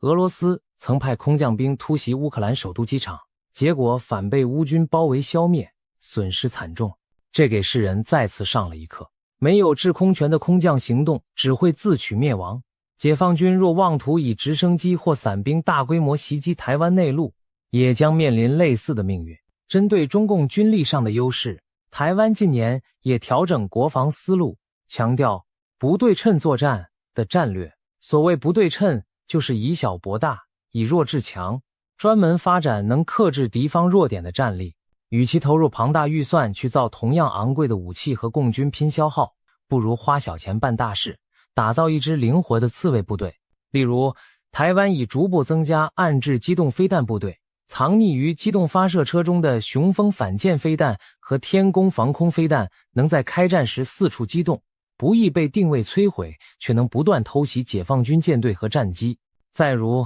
大量布设水雷和陆地地雷，可以迟滞敌军进攻脚步。配备单兵肩射防空、反装甲飞弹，如刺针飞弹、标枪飞弹的中小型部队，则可灵活伏击坦克集群或低飞直升机。这些轻巧但致命的武器已在俄乌战争中证明威力。乌克兰士兵依靠标枪和毒刺就重创了俄军装甲部队和直升机群。台湾若将全岛变成一只浑身是刺的豪猪，解放军就算登陆，也将深陷万箭齐发的陷阱，处处挨打。美国军方和智库学者近来频频强调，台湾应建立人人皆兵、处处皆阵地的全民防卫构想，把城市巷弄变成迷宫，把高山丛林变成堡垒，让解放军寸步难行。台湾军方也朝这方向备战，例如强化后备军人训练，扩充飞弹产能，务求提升下组力量。当然，解放军并非没有察觉上述种种困难，为此他们这些年来持续进行军力现代化和针对性演练，试图补足攻台战力的不足。例如，中国海军近年来下水了多艘大型两栖攻击舰，能搭载气垫船、两栖战车和直升机，以提高登陆作战的机动性。同时，他们也在加练三军联合作战，包括利用导弹和电子战进行滩岛攻势，期望开战第一击就重创台湾防御。解放军还发展了所谓反介入武器系统，例如东风 21D、东风26等反舰弹道导弹，被号称为航母杀手，目的在于威慑美国航母靠近台海。然而，纸上谈兵终究与实战不同，新舰艇和导弹再多，也要实际运用才能见真章。解放军欠缺实战经验，特别是复杂的跨军种协同方面。美军专家指出，和平时期靠演习很难模拟真实战争的混乱与摩擦。解放军内部自上而下的体制僵化问题，也可能在战时成为弱点。此外，再精良的武器也需要人来操作。解放军士兵大多年轻缺战经，能否在高强度战场上发挥装备效能，也存在疑问。换言之，中共叛命武装自己，并不代表就能轻易解决台湾，他们顶多是减少一些难度，但无法改变根本上的登岛战困境。事实上，有西方分析直言，中国即使再等10年、20年，即便装备再翻新一代，要夺取台湾仍将是极为艰险的挑战。同时，台湾这边的人心士气和国际支援让侵略者更难得逞。所谓人和，也是战争成败的关键因素之一。台湾人民经历多年的民主洗礼与本土认同，高度珍惜自由生活，并不会对侵略者屈服低头。看看2022年乌克兰如何顽强抵抗俄罗斯的入侵，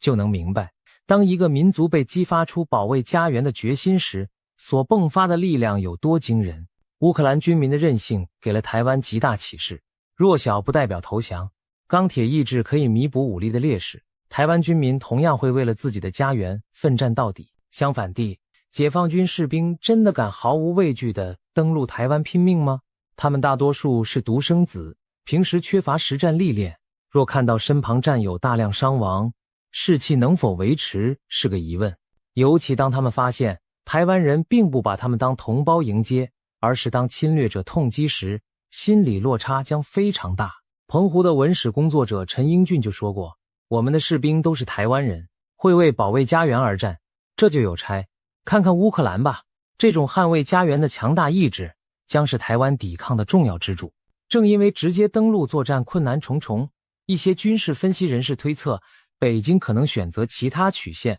手段对台动武，例如封锁作战或灰色地带冲突。所谓封锁，就是解放军不直接登陆，而是出动海空力量包围台湾，切断台湾的对外联系和补给航线，逼迫台湾就范。表面上看，封锁行动的风险似乎低于全面登陆，但实际上要真正封死台湾并不容易。台湾有多处港口和空运渠道，国际社会也不可能眼睁睁看着台湾被闷死。一旦北京实施海上封锁，美国很可能号召盟国以船团护航等方式突围解围，届时双方交火仍然难以避免。此外，中共也可能祭出网络攻击、电磁脉冲武器等非常规手段，希望瘫痪台湾的电力、通讯与金融体系，制造社会恐慌，再配合假讯息和认知战瓦解台湾民心。然而台湾对此早有准备，政府强化了关键基础设施的防护，民间也逐渐提高对假讯息的警觉。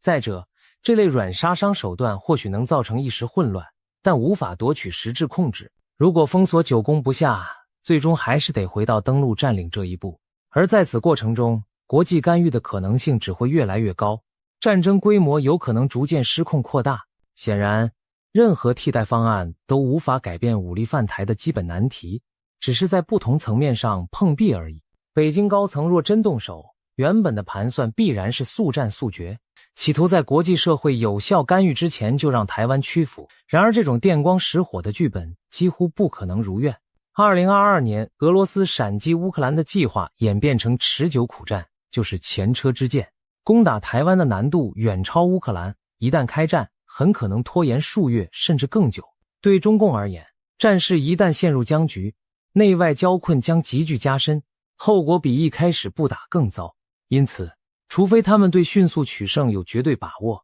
否则难以轻易冒险踏入这泥潭。从目前看来，这样的绝对把握远未形成。也许有些人会问，如果北京当局一意孤行，真的铤而走险攻打台湾，那战争可能会怎样展开？不妨让我们大胆想象一下这可怕的一幕。某年某月的深夜，在台湾海峡两岸剑拔弩张的氛围中，解放军终于下达了攻台行动的命令。首先出手的是飞弹雨。数百枚甚至上千枚导弹从对岸基地腾空而起，呼啸着撕裂夜空，朝着台湾本岛袭来。他们的目标是瘫痪台湾的防空系统、雷达站、指挥中心以及关键的电力和通信设施。台北的总统府、大直的国防部、新竹和台南的空军基地、高雄的重要港口等这些坐标全都在飞弹瞄准之下。瞬时间，台湾各地火光冲天，震耳欲聋的爆炸声此起彼落。不过，台湾方面并非毫无招架之力。早在战争爆发前，台湾军方就已将重要单位分散隐蔽到坚固的地下掩体或山洞中，防空部队也枕戈待旦。一部分来袭的导弹被爱国者等防空飞弹拦截在半空，化作团团火球。即便有一些命中目标，台湾的指挥体系依然保持运作，预备的备援通讯网络立即启用，各地部队依旧稳定联系。此刻，全台湾从将领到士兵，从正规军到后备民兵，每个人都明白，多年来在演习中模拟的场景终于变成现实，保卫家园的战斗正式开始。导弹攻击之后，解放军紧接着展开空中突击，上百架战斗机、轰炸机在预警机引导下分几路逼近台湾空域，他们企图消灭台湾剩余的空军力量，夺取制空权。台湾的空军战机早在雷达预警下陆续升空，部分从西部基地起飞，部分从东部备用跑道冒出。双方战机很快在台湾海峡上空短兵相接，爆发激烈的空战缠斗。同时，解放军的轰炸机在远处发射对地巡弋飞弹，试图进一步摧毁台湾的防空阵地。但台湾本岛的山区中隐藏着多重防空火力，天弓、霍克飞弹连连发射，一架架来犯的战机中弹坠落，空中交火异常惨烈，双方都有损失。然而中国空军无法全面扫清台湾的抵抗，台湾少数幸存的战机可以转往东部临时跑道起降，防空飞弹车则不断机动，打一枪换一个位置，使得解放军难以全部歼灭，制空权在短时间内仍呈拉锯状态。与此同时，在空战尚未分出胜负时，解放军可能会孤注一掷地出动空降兵和特种部队，企图快速瘫痪台湾的指挥中枢。他们或许尝试以高速直升机和运输机编队绕开主要战场，从台湾的山区或海岸低空渗透，让小股特战人员偷袭重要目标。例如，他们可能锁定台北的总统府和行政中心，妄图生擒台湾政军领袖，以达到斩首效果。在中部，则可能派遣伞兵奇袭台中清泉港空军基地，希望抢占跑道，瘫痪台湾空军的出击能力。然而，这些冒险行动注定九死一生。那些载满伞兵的运输机一进入台湾上空，就被警觉的防空雷达捕捉，多数还未跳伞就被导弹击中坠毁。少部分特战直升机在山区勉强降落，一时得手，但等候他们的是台湾宪兵和特战部队迅速反制。总统府周边早已固若金汤，任何逼近的敌人都会遭遇猛烈火网拦截。或许有极少数敌军成功潜入城市制造混乱，但也难成气候，很快被治安部队围捕歼灭。台湾的整体指挥系统依然稳固运转，并没有因为对方的斩首企图而崩溃。当空降奇袭未能奏效，战局进入关键的两栖登陆阶段。中国沿海早已集结的大批两栖舰船开始向台湾岸边航行，这其中包括坦克登陆舰、气垫登陆艇以及大量临时征用的民用货轮。他们满载着解放军的先锋师团，顶着夜色和残存的烟幕，缓缓驶向台湾西部海岸。数百公里的海面上，黑压压一片，舰艇组成的庞大船团犹如移动的浮岛。然而，台湾方面早已布下天罗地网等待他们。海峡中潜伏的台湾海军潜艇率先发难，一枚又一枚鱼雷从海底射出，击中几艘领头的登陆舰，爆炸火光照亮黑夜。随即，岸上的雄风反舰飞弹部队也加入战团，从沿海山头发射的飞弹高速掠过海面，在运兵船群中开出一条条火路。解放军的护航驱逐舰虽然全力开启防空火力，但面对四面八方来袭的鱼雷与飞弹，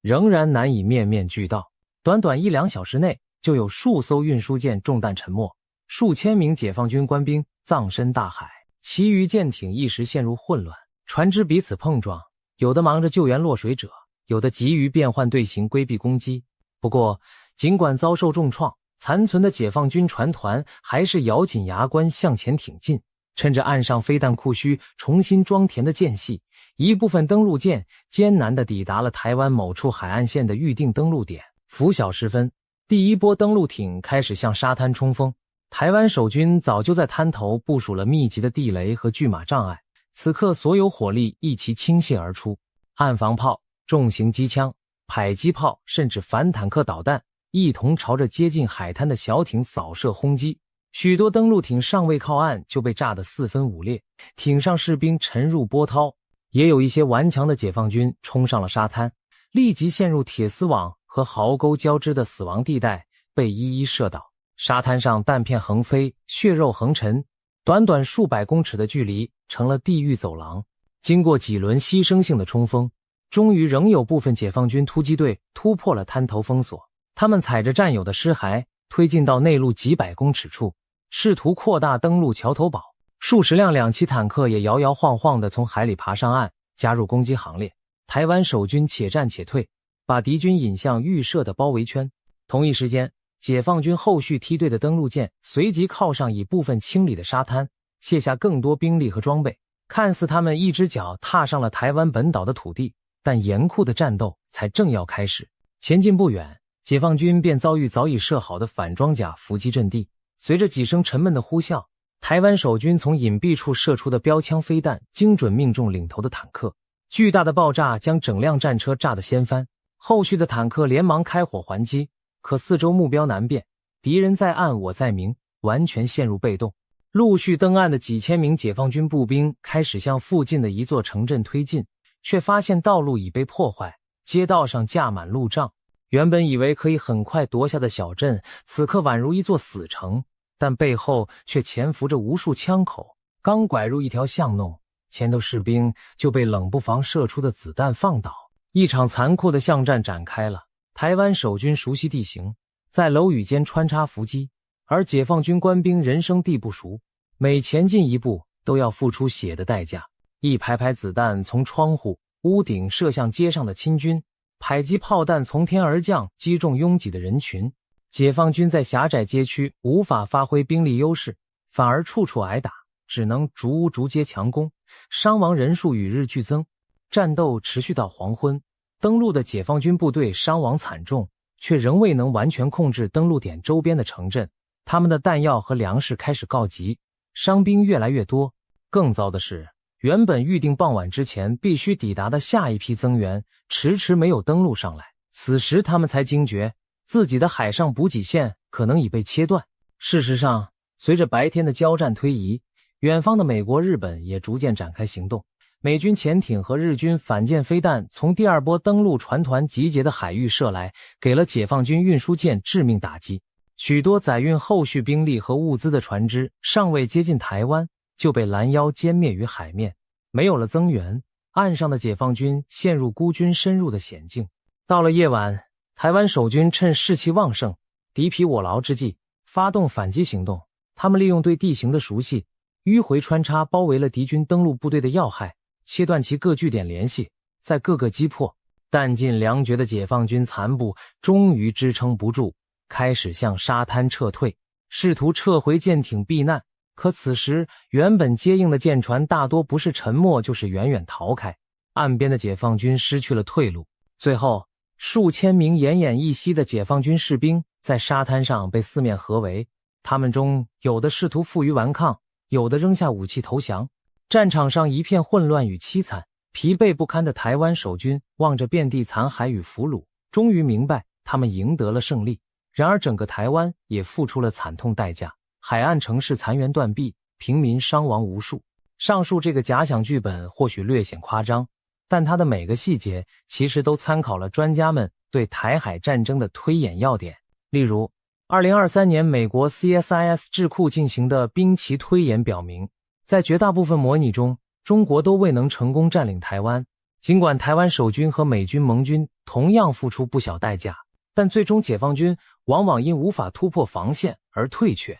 更有悲观的推演显示，即便中国勉强得手，也将是一场惨胜。中国海军主力几乎全灭，国内经济崩溃，美日亦伤亡惨重，整个东亚大乱。这种局面对谁都没有好处。无论细节如何变化，有一点是肯定的，武力犯台将是一场惨烈无比的消耗战，没有轻而易举的胜利，只有两败俱伤的结局。这也是为什么当我们说台湾是全球最难攻打的岛屿时，绝不是妄自尊大或浪得虚名，而是有着冷峻的事实根据。解放军若胆敢踏出第一步，就必须准备承受最坏的后果。台湾退役上将李喜明曾经表示，要让中国明白，攻台将使其付出巨大代价，而且即便如此，也未必能占领台湾。唯有如此，中国才会认知到解决台湾问题的最佳办法是和平而非战争。从目前看来，北京当局也确实被这现实所震慑住了，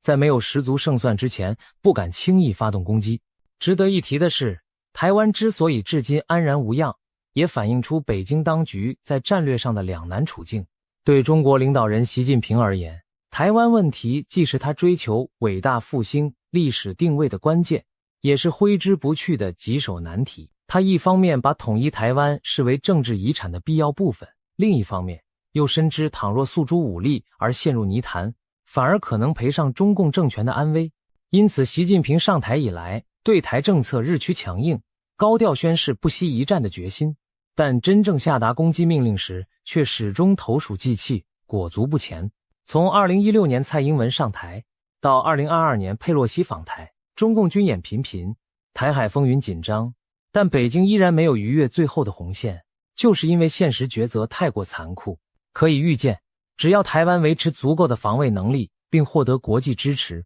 北京仍将被困在进退维谷的局面之中。或许问题的最终解答不是在战场上分出胜负，而是在时间与耐心中寻求另一种可能的出路。总之，台湾之所以被誉为地表最难攻下的岛屿，绝非浪得虚名，这背后是地理的险峻、军民的顽强以及国际形势的制衡共同塑造的结果。我们希望这样惨烈的战争永远只停留在推演和想象中，不要真的上演。正如有人所说，两岸问题的解答最终必须在和平中寻求，而不应在炮火中决定。毕竟，一场对所有人而言都是灾难的战争，永远不会有真正的赢家。大陆与台湾之间的关系一直是国际政治中最敏感的焦点之一。从上世纪中叶两岸分治开始到现在，已经过去70多年了。台海局势虽然风云变幻，但至今仍未出现真正的大规模军事冲突。这期间，中国大陆的军事力量日益增强，官方对统一台湾的决心从未动摇。按理说，在实力对比日趋悬殊的情况下，大陆似乎早就有能力以武力解决台湾问题。然而现实是，北京始终按兵不动，没有采取全面的武力犯台行动。这不禁让人疑惑，难道北京真的畏惧美国的干预，还是对跨海两栖登陆作战的风险有所顾忌？又或者，这其实是中国正在采取以拖待变的长期策略，在等待一个更有利的时机？要解开这个谜团，我们需要从历史背景、国际关系、军事评估以及中国内部因素等多重角度来深入剖析中国为何迟迟不对台动武的复杂真相。我们将回顾几个关键的历史片段，从朝鲜战争期间美军第7舰队进入台湾海峡，冷战时期的美蒋共同防御条约、金门炮战，到中美关系正常化后的台海飞弹危机，以及最近几年美国高层官员访台引发的紧张局势。每一段历史都折射出北京在对台策略上的精心盘算和谨慎克制。更令人惊讶的是，一位美国知名的中国问题专家黎安友曾用短短一句话道出了中国在台海问题上迟迟不动武的关键原因。这句话背后隐含着哪些深层逻辑？台海两岸未来的命运又将走向何方？接下来，让我们抽丝剥茧，一同来探寻这场跨越半个多世纪的战略博弈背后的真相。首先，我们将目光投向历史，回顾两岸分裂之初。1949年，中国内战进入尾声，中华人民共和国成立，中华民国政权撤退至台湾。毛泽东原本也计划乘胜追击解放台湾，并在苏联协助下着手组建海军，研拟渡海登岛方案。然而时局瞬息万变，关键转折点出现在1950年6月，朝鲜战争爆发。就在同年年初，美国国务卿艾奇逊曾发表谈话，称美国的太平洋防线不包含台湾，这让北京一度认为美国不会干涉解放台湾的行动。然而6月的韩战打破了这个判断，当月美军第7舰队奉杜鲁门总统之命驶入台湾海峡，宣誓拦阻任何一方改变台海现状，这等于为台湾穿上了一层保护衣，也让解放军原本可能的登岛计划被迫搁置。对北京而言，这是头一次直接感受到美国武力介入台海事务所带来的严峻现实。在朝鲜战场上，中美两国已经短兵相接，北京不愿在同一时间再与美军在台湾海域爆发冲突。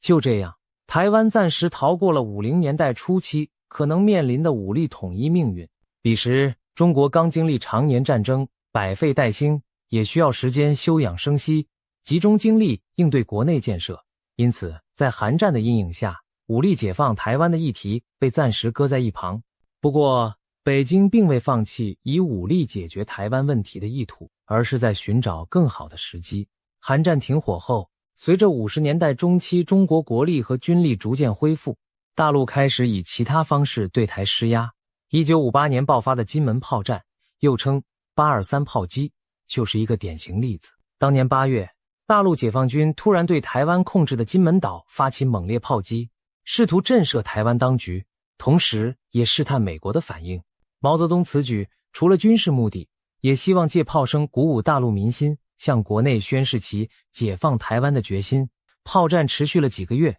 使得台海局势一度高度紧张。美国当时与中华民国政府签有共同防御条约，美军不仅协助台军运补，甚至考虑过使用战术核武来防止共军登岛。可见，北京的挑战引发了美方极为强硬的反应。在美强力支持下，金门最终没有失守。这场炮战以北京宣布单方面停火而告终，之后演变为单日打、双日停的隔日炮击模式，一直延续到70年代初。据史料记载，毛泽东下令隔日炮击，保存实力的同时，也不使美方难堪。金门炮战显示出北京虽有决心以武下阻台北，但也谨慎地控制冲突规模，避免升级为与美国正面开战。对北京而言，彼时人民解放军的海空军实力有限，跨海登陆作战的确存在巨大风险，而美国干预更是不可测的威胁。由此可见，早在冷战高峰期，北京就已经意识到武力攻台必须考虑美国因素，不能贸然行动。进入60至70年代，台海进入一段相对稳定的僵持期。这期间，国际格局发生了重要变化。1971年，中华人民共和国取得联合国中国席位，取代了中华民国在联合国的代表权。随后，1972年尼克松总统访华，中美关系出现突破，双方发表《上海公报》。在该公报中，美国首次以书面形式对一个中国原则表示尊重，为美国日后逐渐降低对台支持做了铺垫。对北京而言，改善与美国的关系有助于抗衡苏联威胁，同时也意味着有机会削弱美国对台支持。最终，1979年美国与中华人民共和国正式建交，转而承认北京政府为中国唯一合法政府，与台北当局断交。美军也在同年撤出了台湾，台北驻军、美军顾问团等完全撤离，台湾失去了长达数十年的美军保护伞。表面看来，这似乎为北京武统台湾移除了最大的国际障碍。然而事实并非如此简单。就在中美建交同年，美国国会通过《台湾关系法》，承诺继续向台湾提供防卫性军事装备，并声称任何试图以非和平方式决定台湾前途的行为，都将构成对西太平洋地区和平与安全的威胁，美国将予以严重关切。换言之，外交上美国不再与台湾有正式同盟，但通过国内立法，美国实际上给台湾提供了一道安全网。北京当局自然明白这部法律的含义，美国并未真正放手台湾，一旦大陆诉诸武力，美国极可能以某种方式介入。在此背景下，邓小平时期的中国对台政策转趋谨慎务实，更加强调和平统一、一国两制的倡议。邓小平在改革开放初期多次表示，两岸统一问题可以留待后人解决，甚至说过我们等上100年也没问题。这样的话，一直只要最终能实现统一，短期内暂不急于动武。1981年底，时任人大委员长叶剑英提出了对台湾和平统一的9条方针，勾勒出一国两制的蓝图。统一后，台湾可以保留军队，保持社会制度不变，享有高度自治等。对北京而言，这些让步是争取台湾和平回归的诚意表现。同时，这一时期大陆将主要精力投入经济建设，优先发展生产力，以期提升综合国力。北京深知，只有国力增强，未来才有实力解决台湾问题。与此同时，北京也试图以和平姿态感召台湾民心，例如1987年开放老兵赴大陆探亲等措施，都是希望伪将来统一累积良好条件。可以说，在整个80年代，北京采取的是暂不急统，以养精蓄锐的策略。然而，和平统一的前景并未随着中国大陆的崛起自动到来。进入90年代，台湾的政治环境和民意出现新的变化。1990年代初，李登辉成为台湾领导人后，两岸关系经历了短暂的融冰。1992年，海峡两岸达成了著名的9·2共识，也就是双方都坚持一个中国原则，但对其含义各有表述的共识。在此基础上，1993年两岸两会负责人汪道涵和辜振甫在新加坡举行了历史性的会谈，史称汪辜会谈，开启了两岸官方交流的序幕。然而，随着李登辉后期政治立场日趋本土化，两岸互信迅速流失。1995年，李登辉以中华民国总统身份访问美国康奈尔大学，引发北京强烈不满。为了警告台北当局不要朝台湾独立方向迈进，北京在1995年至1996年间，于台湾周边海域进行了系列飞弹试射与军事演习，史称台海飞弹危机。期间，解放军的东风导弹曾飞越台湾上空，意图震慑岛内民心。面对飞弹威胁，台湾社会最初出现短暂的恐慌，但很快恢复镇定。北京的武下并未动摇台湾民众对本土政府的支持，反而激起更强的反独意志。与此同时，北京的军事动作招致了美国更直接的干预。时任美国总统克林顿下令2个航母战斗群驶向台湾附近海域，以实际行动表明美国保卫台湾的决心。面对美军的示威，北京选择适可而止，于1996年台湾总统选举前夕结束了演习。这次危机充分显示，即便90年代中期解放军军力已有显著提升，但与美军相比仍有相当差距。北京无意在当时与华盛顿正面冲突，最终台湾在美国保护伞下举行了首次总统直选，台海危机暂时平息。对北京来说，这次事件既是一次试探，也是一堂课，既要防止台湾朝着法理独立方向走得太远，又要避免擦枪走火，引发不可收拾的大战。因此，90年代后期，大陆对台策略转向斗而不破，也就是透过外交孤立和适度军事施压来遏制台独，同时避免真正开战。千禧年之后，两岸关系继续曲折起伏。21世纪初，台湾经历了第一次政党轮替。2000年，主张本土意识的民进党候选人陈水扁当选总统。陈水扁政府时期，台湾岛内去中国化趋势明显，他甚至提出一边一国等论调，极力淡化两岸联系。大陆对此极为警惕。2005年，北京通过反分裂国家法，将防止台湾分裂明确入法，宣示如果出现台湾正式走向独立等重大事变，大陆将不承诺放弃使用非和平手段。这部法律是对台独势力发出的严厉警告，也是在为日后可能的武统行动寻找法律依据。值得注意的是，北京仍然将主动发动攻击作为最后不得已的选项，而非立即采取行动。事实上，2008年前后，两岸关系一度迎来缓和契机。马英九执政后奉行较为友善的两岸政策，宣示不统、不独、不武，两岸交流迅速增多，经贸联系愈发紧密，还签署了海峡两岸经济合作架构协议 ECFA 等重要协议。两岸关系最热络时，每年有数百万陆客赴台观光，双方几乎形成半个经济共同体。2015年，习近平与马英九在新加坡实现了两岸领导人历史性会面，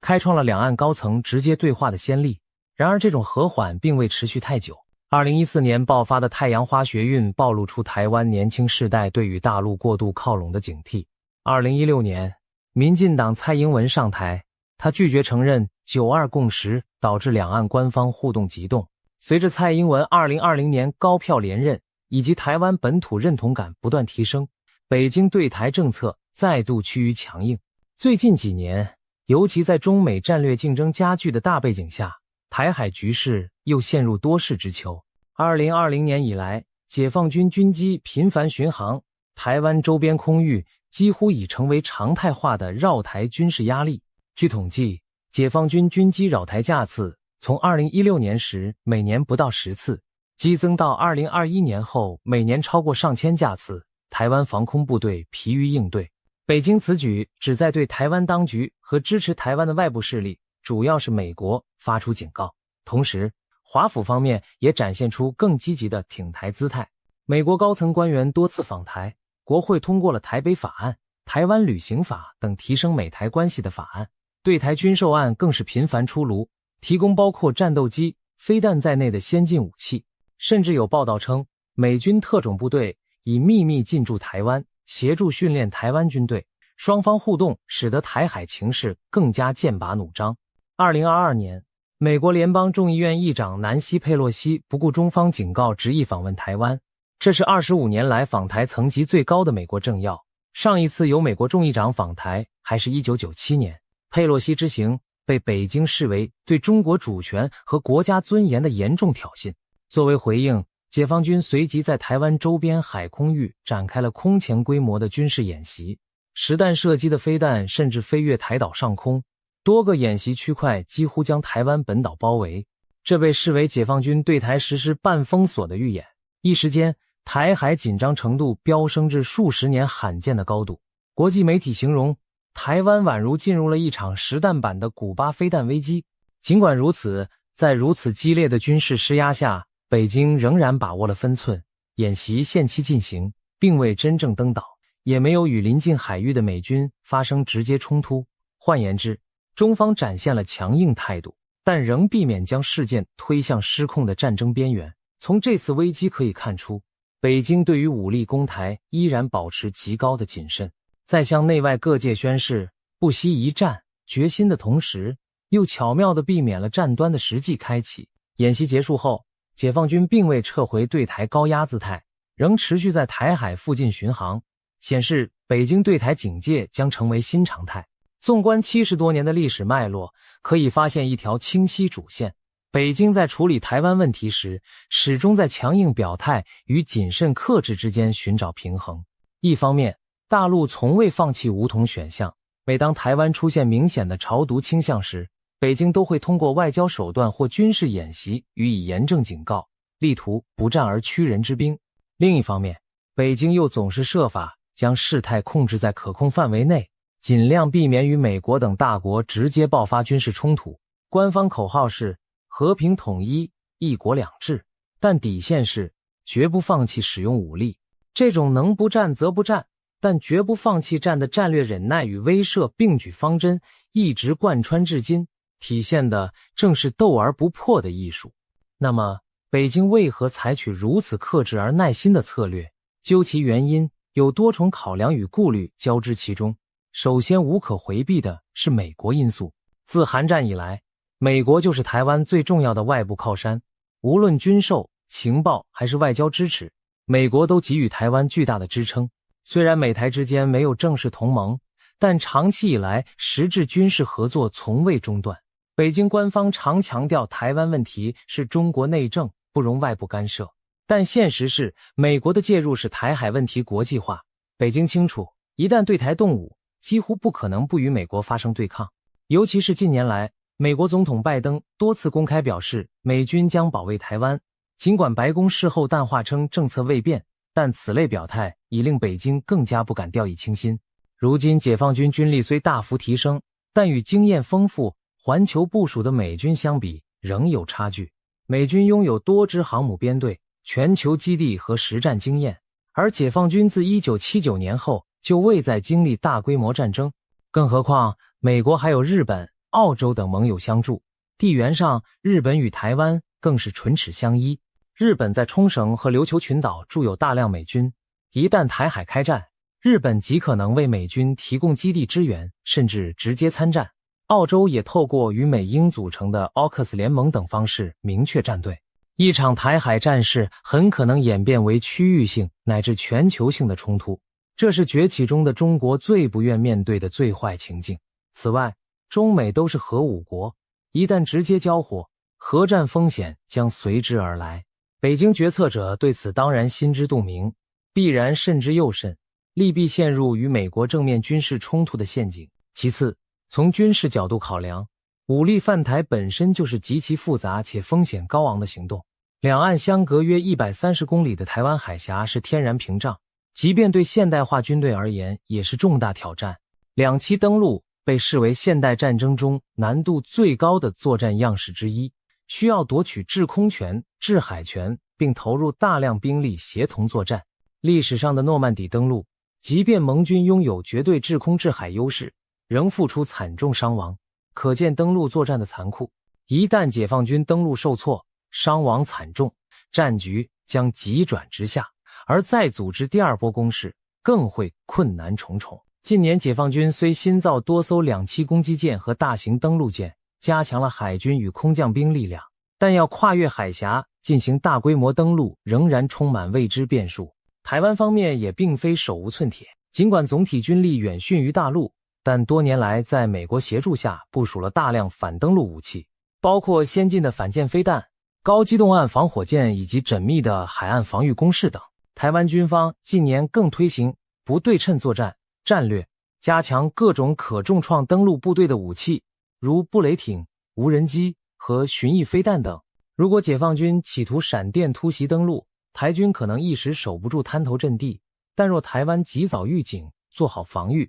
在滩头重创登陆部队，战局就可能陷入拉锯。战争从不按剧本发展，一旦僵持拖延，国际介入的可能性将大幅上升，局势对中国更加不利。北京深知武统行动必须确保速战速决，但要获得这种绝对把握殊为不易。有军事专家推测，攻台初期双方伤亡恐以万计，这对习惯和平的大陆社会将是巨大的震动。因此在未具绝对胜算前，领导层不敢轻易贸然出击。第三，经济与国际环境的顾虑不可小觑。中国经济经过数十年高速增长，已成世界第二大经济体，与全球体系高度融合。两岸每年贸易额高达数千亿美元，台湾也是大陆半导体等产业的重要供应者。如果对台动武，引发西方国家全面制裁和封锁，中国的对外贸易、技术进口、金融体系都将遭受巨大冲击。俄乌战争提供了一面镜子，俄罗斯出兵乌克兰后，美欧联合祭出严厉经济制裁，将俄罗斯踢出 SWIFT 系统，冻结外汇资产，众多跨国企业亦撤出俄国市场，令俄国经济元气大伤。中国经济体量虽远大于俄罗斯，自身产业链也更完整，但也更加依赖国际市场和技术交流。一旦因武统台湾而成为西方围堵打击的对象，中国多年发展成果可能毁于一旦。尤其中国对石油等战略资源的进口严重依赖海上航道，近80%原油需经马六甲海峡运抵中国。一旦战时美国封锁马六甲，中国能源命脉将被扼住，工业和交通将陷入瘫痪。而即便不谈制裁和能源，中国武力犯台也几乎注定引发全球供应链断裂。台湾掌握着全球电子产业的关键环节，以半导体为例，台积电生产了全球过半先进晶片。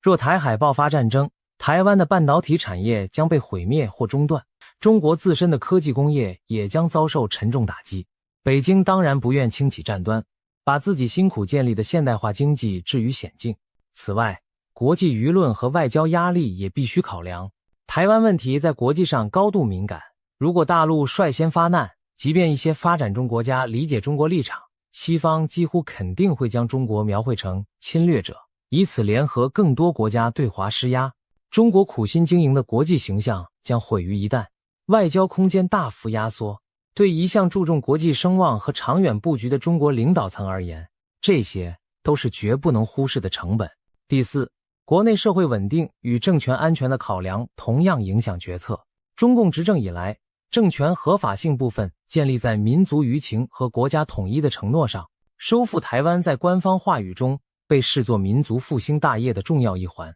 然而执政者也清楚，若贸然开战而战事不顺，国内可能出现难以预料的动荡。中共长期宣传统一志在必得，激发了强烈的民族情绪，但这也是双刃剑，一旦开战失利，民意反噬的风险极高。如果攻台行动惨胜乃至失败，解放军遭受重大损失，伤亡消息传播开来，长期处于和平环境的大陆民众能否承受如此巨大代价？届时民众对政府的不满可能激增，哪怕平时最支持武统的民族主义者，看到期望中的胜利没有到来，转而责怪政府的可能性也不能排除，甚至连中共的执政地位都可能因一次错误的战争决策而受到动摇。历史上，阿根廷军政府因马岛战争失利垮台的前车之鉴，北京是不会忘记的。对极度重视政权稳定的北京当局而言，这种风险绝对不可接受。因此，在没有十足把握之前，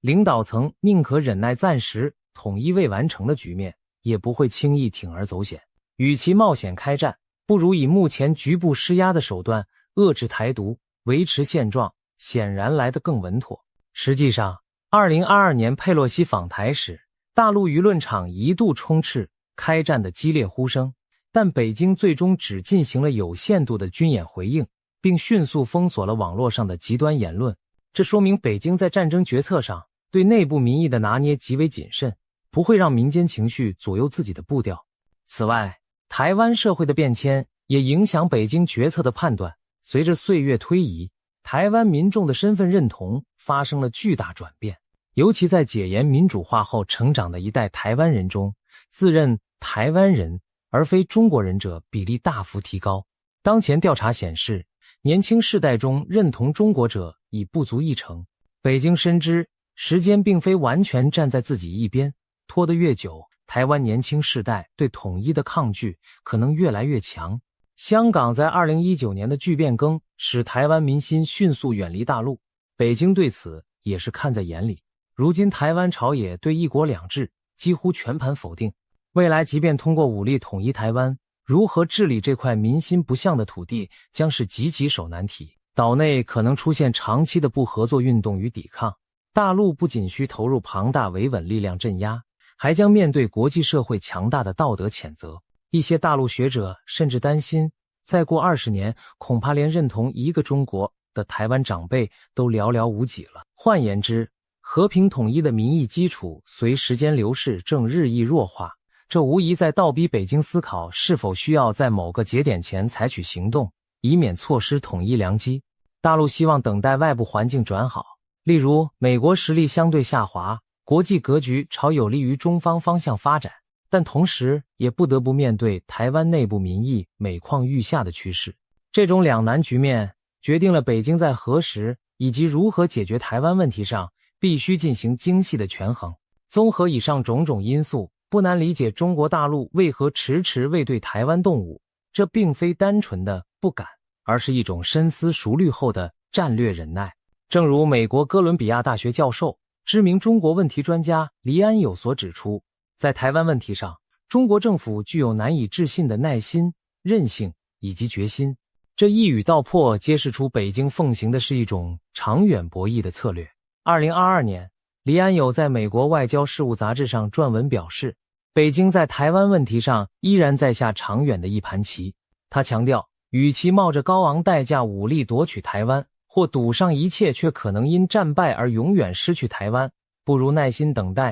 待台湾最终自行向统一低头。他还引用中国古代兵法不战而屈人之兵的理念来形容北京的方针，也就是通过不断展示实力和毅力，在不开战的情况下令对手最终屈服。黎安友的言论在西方舆论中引起极大震撼，因为他与许多预测中国将很快动武的论调截然相反，一时间令不少好战言论哑口无言。从近期国际局势看，北京坚持战略忍耐的理由更加充分。2022年爆发的俄乌战争就是一个例证。俄罗斯原以为可以闪电击溃乌克兰，却陷入持久苦战。西方制裁和军援让俄国付出沉重代价。这场冲突对北京决策者产生了明显警示，即便军事强国，在现代战争中也可能遭遇意料之外的困境。北京高层深知，自己若轻启战端，国际反应只会比莫斯科遭遇的更猛烈，因为中国与西方经贸联系更深。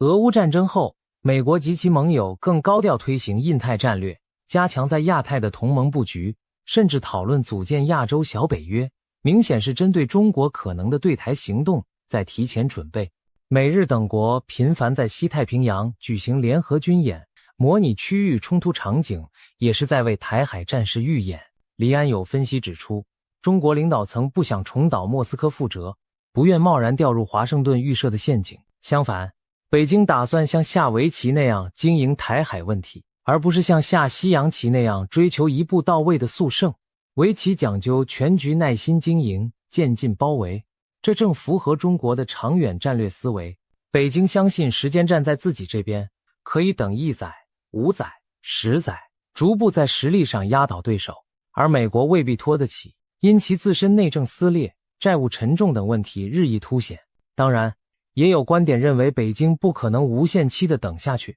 毕竟台湾民心在变，美国的围堵也在强化，但至少在当下，以时间换取空间仍是北京的基本盘算。部分军事专家甚至推断，中国不会让统一大业拖过2030年。不过这种说法并无官方依据。正因如此，我们看到中国大陆当前在台海问题上采取的是渐进升压，但谨慎克制的路线。一方面，持续强化军事准备，研发航母、高超音速导弹等新式武器，加紧登陆作战演练；在外交上则孤立台湾，削减其所谓邦交国数量。目前台湾仅剩13个邦交国，务求在气势上压倒台湾，使其士气日渐低落。北京还运用经济诱因与压力并举，一方面吸引台湾企业和人才赴陆发展，另一方面限制台湾商品输入，试图削弱台湾的经济活力和民心信心。同时，大陆通过统战宣传对台湾舆论渗透施压，宣扬统一不可避免的讯息，以动摇台湾的抗拒意志。另一方面，北京又刻意将行动控制在不开第一枪的范围内，在给予台湾当局和国际社会强大压力的同时，避免激化出立即爆发的冲突。这种做法正是战略忍耐在现实中的体现，耐心的等待最终能够不战而胜的机会。如果形势始终无法如愿，也至少要等到自身实力和国际态势更为有利之时才动手。当然，若未来台湾或国际局势出现突破北京红线的巨变，北京的克制也可能立刻让位于雷霆一击。展望未来，台海局势依然充满不确定性，北京的耐心并非没有极限。习近平曾表示，台湾问题不能一代一代拖下去，透露出不愿将统一大任无限期往后推的决心。一旦台湾朝着法理独立迈出实质一步，或美国在台湾问题上越过北京设下的红线，例如直接派兵驻扎台湾，战略忍耐的空间就会消失，武力一击的决心将大幅提高。届时北京很可能立即启动既定的作战方案，不给台湾和美国额外准备的时间。在中国国内，统一台湾被视为民族复兴的重要标志。随着中国综合国力在21世纪中期趋近乃至超越美国，北京或许会更有信心，也更有压力在那时了结台湾问题。有分析推测，2027年前后适逢解放军建军100周年，2035年是解放军既定的现代化目标年，2049年又是中华人民共和国建国100周年。这些时间节点都可能成为北京考虑解决台湾问题的窗口，但这些仅属猜测，真正决定因素仍是当时的实力对比和国际环境。如果10年、20年后，中国军力足以压制美日联军，经济足以承受制裁风暴，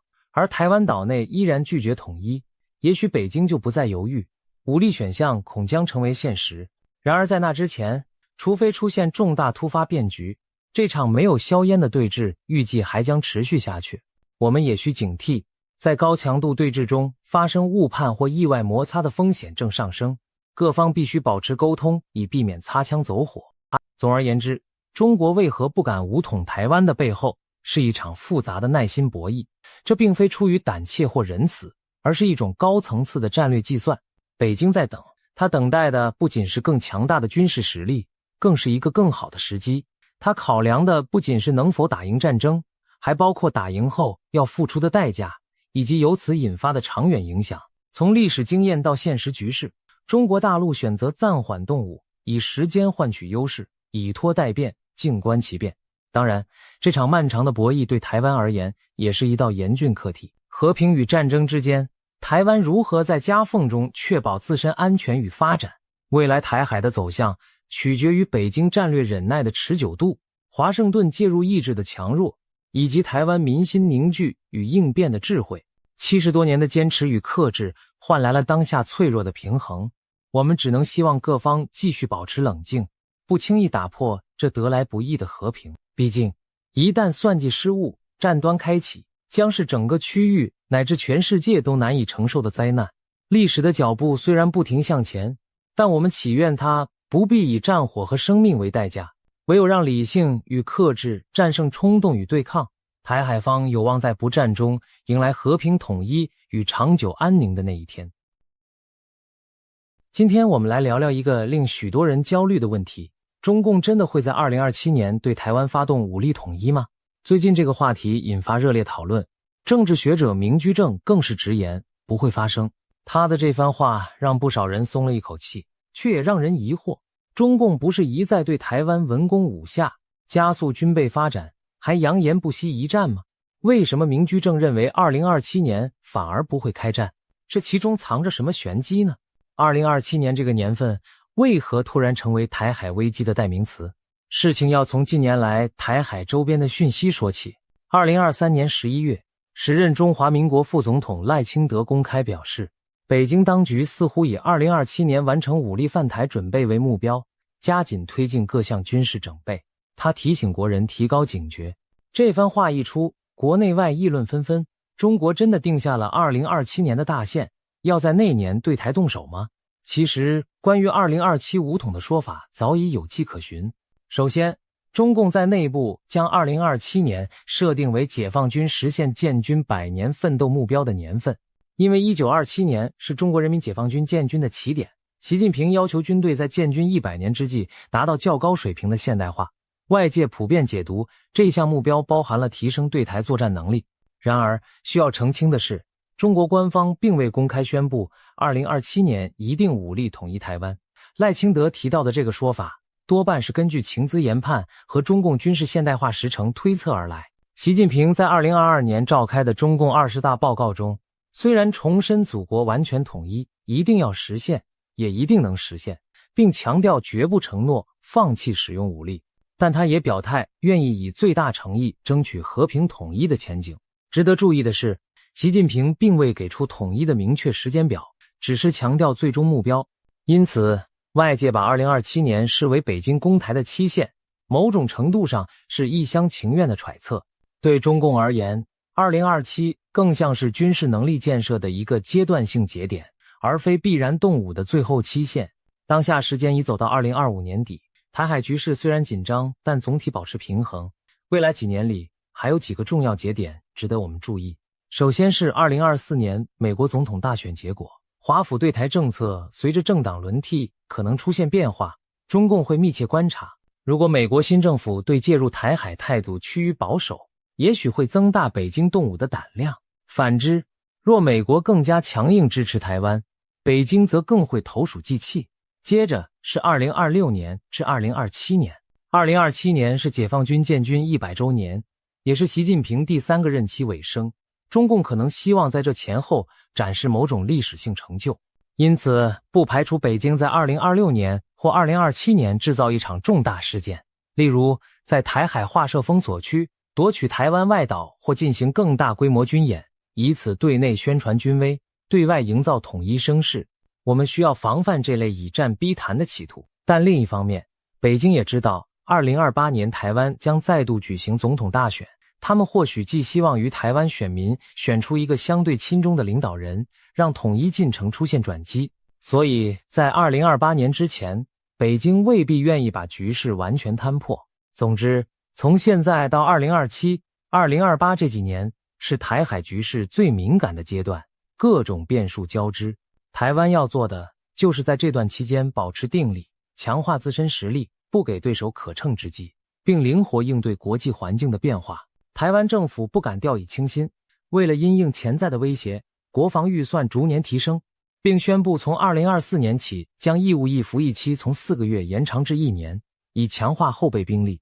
一项特别国防预算也在规划，用于采购更多防卫武器。台湾也积极向美国采购先进军备，包括岸置鱼叉、反舰飞弹、高机动性多管火箭系统、HIMARS、无人机等，来增强对解放军登陆舰队的威胁。F-16V 战机、M1A2T 坦克等采购案也在进行中，未来几年将陆续交付。台湾并开始自制长程精灵飞弹等武器，以便在战时能打击对岸军事基地，让中共本土也感受到压力。此外，国建国造计划下首艘自制潜舰已于2023年下水，未来投入服役后将提升海军下组封锁的能力。政府也推行后备军人重新训练，加强民防教育，目标是让台湾整体变成一只难以撼动的豪猪。换言之，台湾正努力让自己更强韧，这反而降低了战争爆发的可能性。因为中共越难一击得手，动武的念头就越会被打消。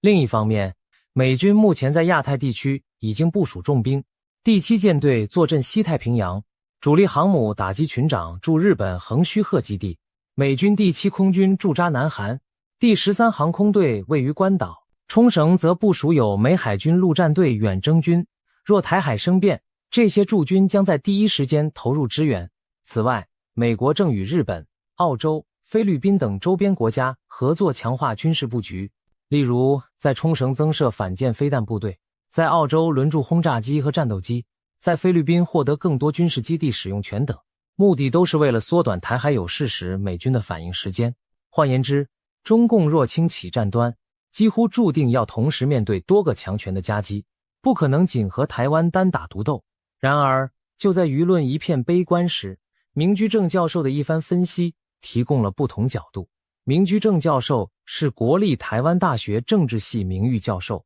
常年关注中共政局与台海议题，以分析精辟著称。他直截了当地表示，2027年应该不会怎么样，如果真要发生事情，恐怕会在2026年。这句话乍听令人错愕，细想却不无道理。明居正解释说，战争最讲究出其不意，如果大家都预期中共将在2027年动手，那北京反而不会选在那个时间点，因为全世界都做好了准备。在他看来，与其说2027是开战时机，不如说它是一个被过度神化，反而不会发生什么的大年份。有人或许会疑惑，习近平不是说过，台湾问题不能一代一代拖下去吗？难道他不急于在自己任内完成统一？确实，习近平在2019年对台讲话中曾表示，不会把统一问题留给后代，这让外界猜测他有任内必统的压力。然而，政治宣誓归政治宣誓，真要付诸行动时，习近平仍会衡量实际风险。对他而言，中华民族伟大复兴是终极目标，统一台湾只是其中一环。如果急于求成，反而引爆战争，拖垮复兴进程，那将是他不愿见到的。本质上，习近平是一位务实的威权统治者，他固然渴望留名青史，但更在乎确保红色江山稳固。他可以等，只要认为未来条件会更好。因此，他虽然表面上强调不会把统一无限期拖延，实际上却没有设定明确的最后期限，就是为自己保留腾挪的余地。明居正的推论其实有其逻辑基础。2027年之所以受关注，正是因为各方都在为可能的冲突预做准备。美国这几年极力强化在亚太地区的军事部署，增派部队轮驻关岛、澳洲，并拉拢盟友，组成更紧密的联防网络。例如，美日同盟更进一步，日本承诺将军费在2027年前提高到 GDP 的 2%，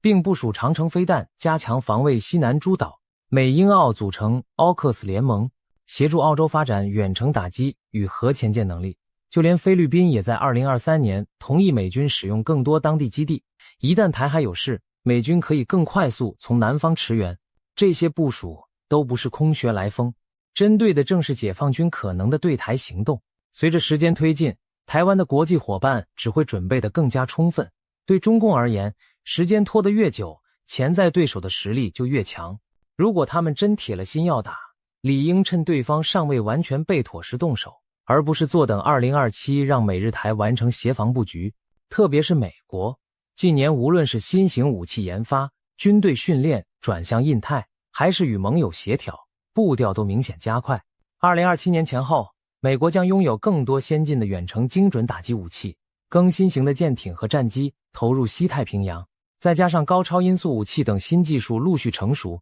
一旦开战，解放军将面对更棘手的对手。从这个角度看，中共若真打算在可预见的未来攻台，时间并非站在他那边，拖到2027，恐怕胜算更低。那么，为何中共不干脆更早行动，在美日军力还没完成部署的空当出击呢？原因在于，即便趁现在，解放军也没有十足把握，而且付出的代价依然高得令人却步。我们可以从军事、外交、经济等几方面来看中共面临的难题。首先，从军事角度，武力犯台是一场极其困难的战役。台湾四周环海，天险明显，光是跨越台湾海峡这一道天然屏障就难如登天。回顾历史，跨海远征往往是最艰巨的作战类型。例如拿破仑与希特勒都因英伦海峡的阻隔无法入侵英国。二战中，美军登陆日军重兵把守的冲绳岛也付出沉重代价。近代史上最大规模的登陆行动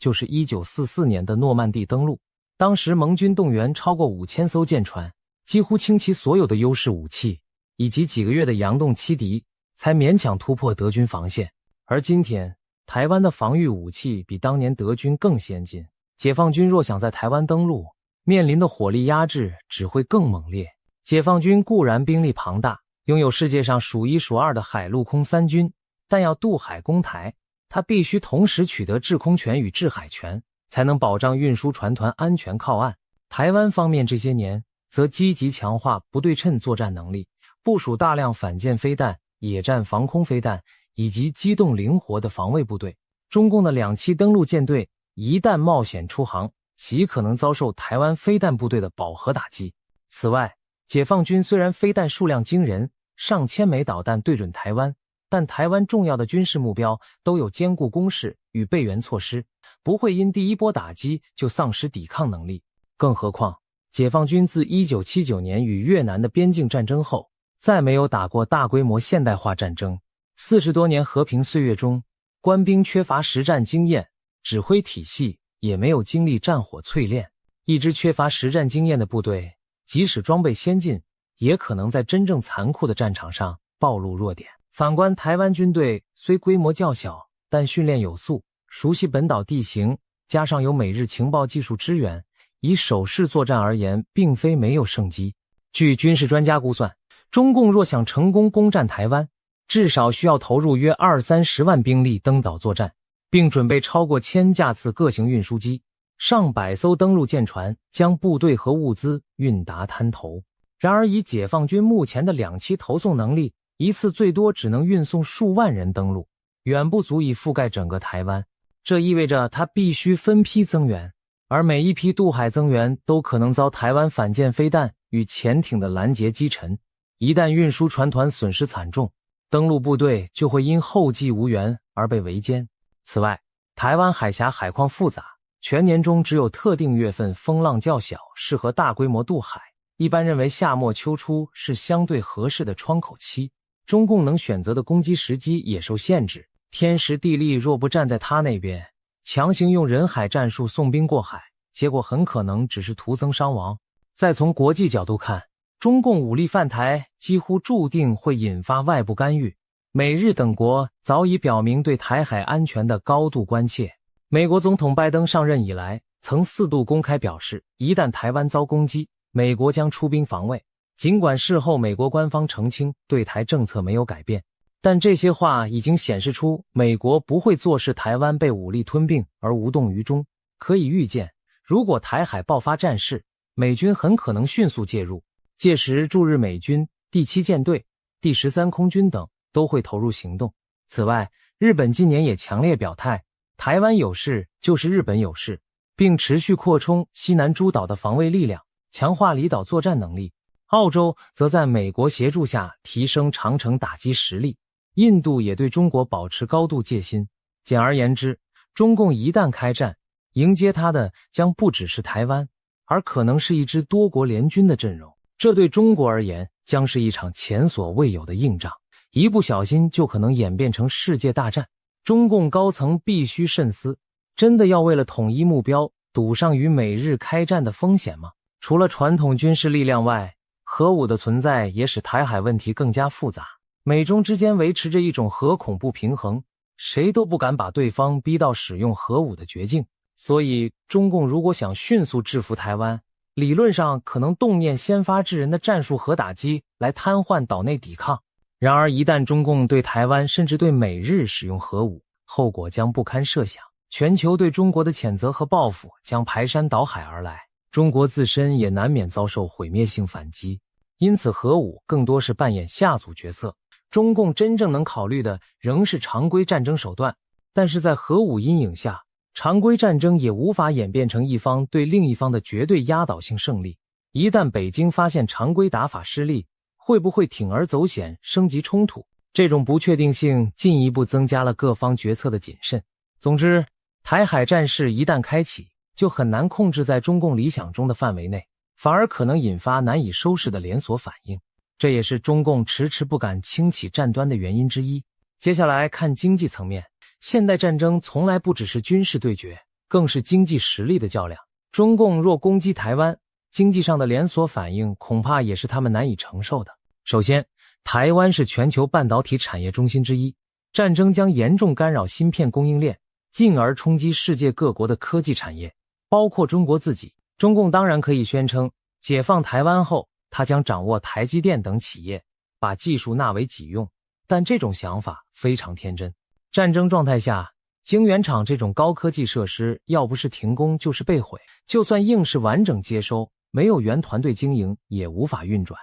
更大的经济风险在于国际制裁与资本外逃。2022年俄乌战争爆发后，西方国家迅速对俄罗斯实施金融制裁、能源禁运等措施，让俄国经济元气大伤。中国虽然体量比俄国大得多，但也高度依赖对外贸易和投资。一旦台海开战，美国和其盟国很可能采取类似甚至更严厉的制裁手段对付北京，包括冻结中国在海外的大量资产，切断中国银行的 SWIFT 国际结算渠道，禁止关键技术和设备出口中国等。外资企业也会出于风险考量，纷纷撤离中国市场。如此一来，中国苦心发展数十年的经济将受到重创，人民生活也会陷入困顿。中共历来以经济成长作为执政合法性的基础，他们敢拿这一点去冒险吗？此外，战争带来的直接破坏也是笔天文数字的成本。台湾本岛虽小，但经济总量约6000亿美元。中国若诉诸武力，等于对一块高度工业化的土地全面破坏，重建费用将极其庞大，而这笔烂摊子最终也得北京自己买单。大陆沿海省份与台湾经贸联系紧密，战事一起，福建、广东等地的经济活动必然受到严重波及。千算万算，中共都无法避开经济领域的严峻后果，除非他已经不在乎发展，只求一战定江山。但那将与多年来中共对人民所承诺的中国梦、民族复兴背道而驰。最后谈政治风险，对习近平而言，是否攻打台湾是一道生死存亡的赌题。如果赌赢了，他将登上民族英雄的神坛；但若赌输，不仅他个人威信扫地，整个中共政权都可能垮台。须知历史上，统治者因战争失利而下台的例子比比皆是。从阿根廷军政府在福克兰战争后倒台，到苏联在阿富汗泥淖中折戟触发解体，再到今天俄罗斯在乌克兰陷入苦战，国力大耗，独裁者们的冒险往往换来政权崩溃的下场。习近平和中共高层不会不明白这点，所以尽管他们对内强调不惜一战，不允许台湾独立，真到下令开战那一刻，必定是深思熟虑、权衡再三的结果，不会轻易冲动。此外，中共还得考虑人民的态度。多数中国大陆民众在官方宣传下仇视台独，向往统一，但这种民族情绪能否撑过一场长期而艰苦的战争是未知数。一开始也许爱国热情可以动员年轻人上战场，但如果伤亡数字节节攀升，经济凋敝，物资短缺，老百姓对战争的支持恐怕难以为继。尤其中国现在每年有上千万大学毕业生，就业压力本已巨大，倘若战争导致更多青年被征召上前线，甚至成批阵亡，社会舆论可能很快从狂热转为反战。中共最害怕的就是内部出现不满甚至动乱，那比外部压力更致命。决定开战之前，习近平必须确信能在短期内取得胜利并控制局势，否则稍有不慎，他苦心经营的集权统治就可能毁于一旦。由此看来，中共虽然口头上把2027年渲染的战云密布，但实际上他们心中也有一把尺，在没把握之前，恐怕不会轻易动手。明居正强调2027年不会怎么样，并不是说中共放弃了武统野心，而是指出传说中的大限未必真是大限。中共很擅长心理战，也许也乐见外界把某个年份神话般的传播开来，从而对台湾社会形成压力。然而我们不能自己吓自己，更不能把敌人的宣传当成现实。不论是2027年还是任何一年，台湾人都应该冷静判断形势，既不松懈也不恐慌。值得一提的是，2019年爆发的香港反送中抗争，以及中共随后在香港推行严厉的国安法，极大打击了台湾民众对一国两制的信心。本来北京长期希望以和平统一、一国两制，诱使台湾接受统合，但香港的例子证明，中共的承诺可以说变就变。如今台湾绝大多数人民都排斥一国两制，对中共的不信任达到空前高度，和平统一的可能性日趋渺茫。这也是为什么北京方面转而更加倚重文攻武吓，企图用硬手段逼台湾就范。然而恫吓反而让台湾人民更团结地拥抱自由民主的生活方式，不愿向威权低头。中共若不调整策略，继续以威逼代替利诱，只会令两岸民心距离越来越远。明居正提醒大家，我们每天滑手机、看网络，都可能已置身一场没有硝烟的战场。如果台湾内部因此人心惶惶，自行崩溃，那么北京甚至无需动用一兵一卒就达成目的了。中国多年来透过网络开打对台认知战，从官媒到内容农场，假消息从未间断，无时无刻不在进行统战渗透。他呼吁民众不要随便被网络讯息洗脑，因为对台认知战就是战争的第一线，早已在我们每天的手机讯息中开打。我们的确要提高警觉，不要落入中国认知战的陷阱。另外一个不可忽视的风险是擦枪走火。目前台海上空和海面上，解放军与台湾、美日军机军舰经常距离非常近的巡弋对峙。如果发生意外，比如战机碰撞坠毁、舰艇误判开火，极可能引发连锁反应。中共可能借机对台升高军事行动，而美日也将被迫强力介入。历史上因误判而引发战争的例子屡见不鲜。1967年，以色列与阿拉伯国家的六日战争就有紧张局势下误解和过度反应的因素。台湾方面深知此种危险，也与美国密切合作，试图建立两军沟通管道和紧急热线机制，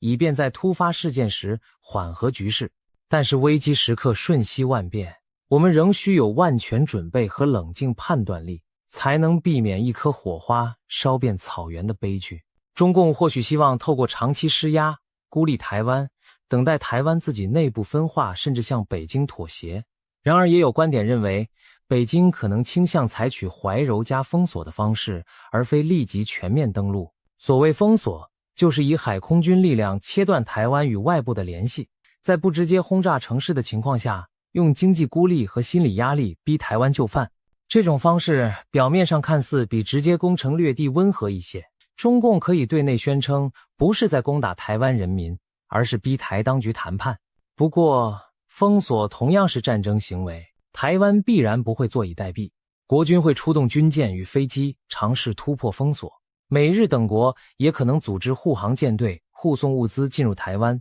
一旦封锁线上稍有擦枪走火，就会演变成全面军事冲突。而如果中共不敢拦截援台船团，封锁最终也会宣告破功。退一步说，即使封锁初期得逞，台湾社会有充足韧性撑过一时的物资短缺，但封锁却势必要长时间维持，中方自身经济和军事资源的消耗将极为惊人。在这场持久战中，谁先撑不住很难预料。可见不登岛只封锁并非万全之策，很可能最终无法迫使台湾投降。中共若走到这一步，仍得面临是进一步攻台还是偃旗息鼓的抉择。总之，不管哪种剧本，统一台湾都不像北京宣传的那样轻松。台湾有坚强的意志，背后有国际伙伴支援，中共不可能不费吹灰之力就收复台湾，这种幻想根本不切实际。回顾历次台海危机，中共每也是雷声大雨点小。1950年韩战爆发时，美国第7舰队进入台湾海峡，迫使毛泽东暂缓了原定的攻台计划。1958年的823炮战，中共对金门发动猛烈炮击，意图震慑台湾和美军，但台湾军民顽强抵抗，美国也提供了后勤支援。最后，中共见难以得逞而停止炮击。再比如1995年至1996年的台海飞弹危机，中共试射飞弹和大规模军演恫吓，企图影响台湾首次民选总统，但美国派出2个航母战斗群驶向台海附近巡弋，展示维护台海稳定的决心。结果中共的演习最终虎头蛇尾收场，台湾的选举如期举行，危机平安度过。可见中共历次叫嚣虽然声势惊人，但真正付诸行动时都投鼠忌器，因为他们知道一旦碰上美台坚决的防卫，战争远非想象中那么容易。21世纪以来，两岸局势几经起伏。2000年台湾政党轮替，民进党执政后，中共忧心台湾走向法理独立，在2005年通过反分裂国家法，声称若出现台湾从中国分裂出去的情形，将采取非和平方式。但法条虽强硬，中共仍保留了模糊空间，并未设定明确时间表动手。2008年至2016年，国民党执政期间，两岸关系相对缓和，中共采取惠台政策，企图以经济融合拉拢台湾民心，但台湾主流民意并没有因此倾向统一。2016年蔡英文总统上任后拒绝接受9·2共识，北京转而施加更大压力，包括在外交上挖走台湾邦交国，在军事上频频派机舰绕行台湾。即便如此，中共仍停留在恐吓施压的层次，并未真正对台动武。从这些年的作为看，北京一直试图用温水煮青蛙的方式达成目标，而不是铤而走险引爆大战。设想最坏情境，如果某一天清晨，中共真的对台湾发动突然袭击，情形会是如何？台湾北部的天空出现密密麻麻的飞弹轨迹，一些军事基地和关键设施遭到轰炸，台北市拉响刺耳的防空警报，民众惊慌奔向防空洞避难。南部左营海军基地传来震天巨响，码头上一艘艘军舰中弹燃烧，港口弥漫黑烟。东部花莲的空军基地战机紧急起飞迎敌，而民用机场的跑道却被炸出巨大弹坑，所有商业航班停飞，全台湾进入战时状态。高速公路上满载部队和物资的车队疾驰，电视、网路中不断出现交战的画面，建筑物倒塌，火光冲天，救护车尖啸，医院挤满伤患。这不仅是军队与军队的对决，也是2300万台湾人民的生死存亡。短短几天内，台湾经济将陷入瘫痪，供水供电不稳，大众恐慌蔓延。而对岸的中国也好不到哪去，美日盟军可能开始反击，中国东南沿海的军事基地和港口城市将遭受导弹打击，原本繁荣的深圳、厦门可能出现市民大规模撤离，国际投资者疯狂逃离中国市场，人民币汇率暴跌，这将是一场现代文明无法承受的灾难。习近平当然清楚，一旦开战就没有轻易回头的余地，也没有真正的赢家。就算解放军最终占领台湾，国际制裁和连年动乱将把统一后的中国拖入困境，而台湾人民也不会俯首就范。战后岛内很可能出现长期的武装反抗和公民不服从，中共将陷入对付游击战与维持占领秩序的泥淖，就如同美国当年在越南和伊拉克碰到的困境一样。如果解放军无法速战速决，战争旷日持久，陷入泥潭的将不只是中国，也包括习近平本人和整个共产党政权的存亡。因此他必须慎之又慎。总的来说，2027年并不是一个注定开战的日子，很可能像过去许多次台海危机年一样，有惊无险地度过。但这并不意味着威胁会就此消失，只是暂时往后延宕。随着时间推移，我们仍需密切注意中共军事力量的变化。有专家预测，2030年代中期，也就是2035年前后，解放军现代化将达到新的高峰。届时，中共可能觉得更有把握而蠢蠢欲动，台海冲突风险或许又会升高。因此，台湾绝不能因几年平安无事就松懈。我们必须把握现在这段相对和平的窗口期，持续强化国防，深化与美日等国的安全合作，不断提高下阻侵略的能力。唯有如此，才能一次又一次将战争的可能推远，直到有一天，对岸的决策者放弃武力企图，或中国内部出现足以扭转局势的变化，那时台海威胁才算真正解除。最后总结一句，不用过度迷信某个年份，也不要任人恐吓，战争与和平的主导权不全在对岸手上，只要台湾这边做好准备，保持团结，敌人的如意算盘就不容易得逞。2027年不会是终局之战，只会是台湾在风雨中继续站稳脚跟的一年。我们要做的，就是在这一年和未来的每一年，让中共统一台湾的野心都无法变成现实。相信凭借坚定的意志与智慧，我们终能度过一次次险关，迎来属于自己的和平未来。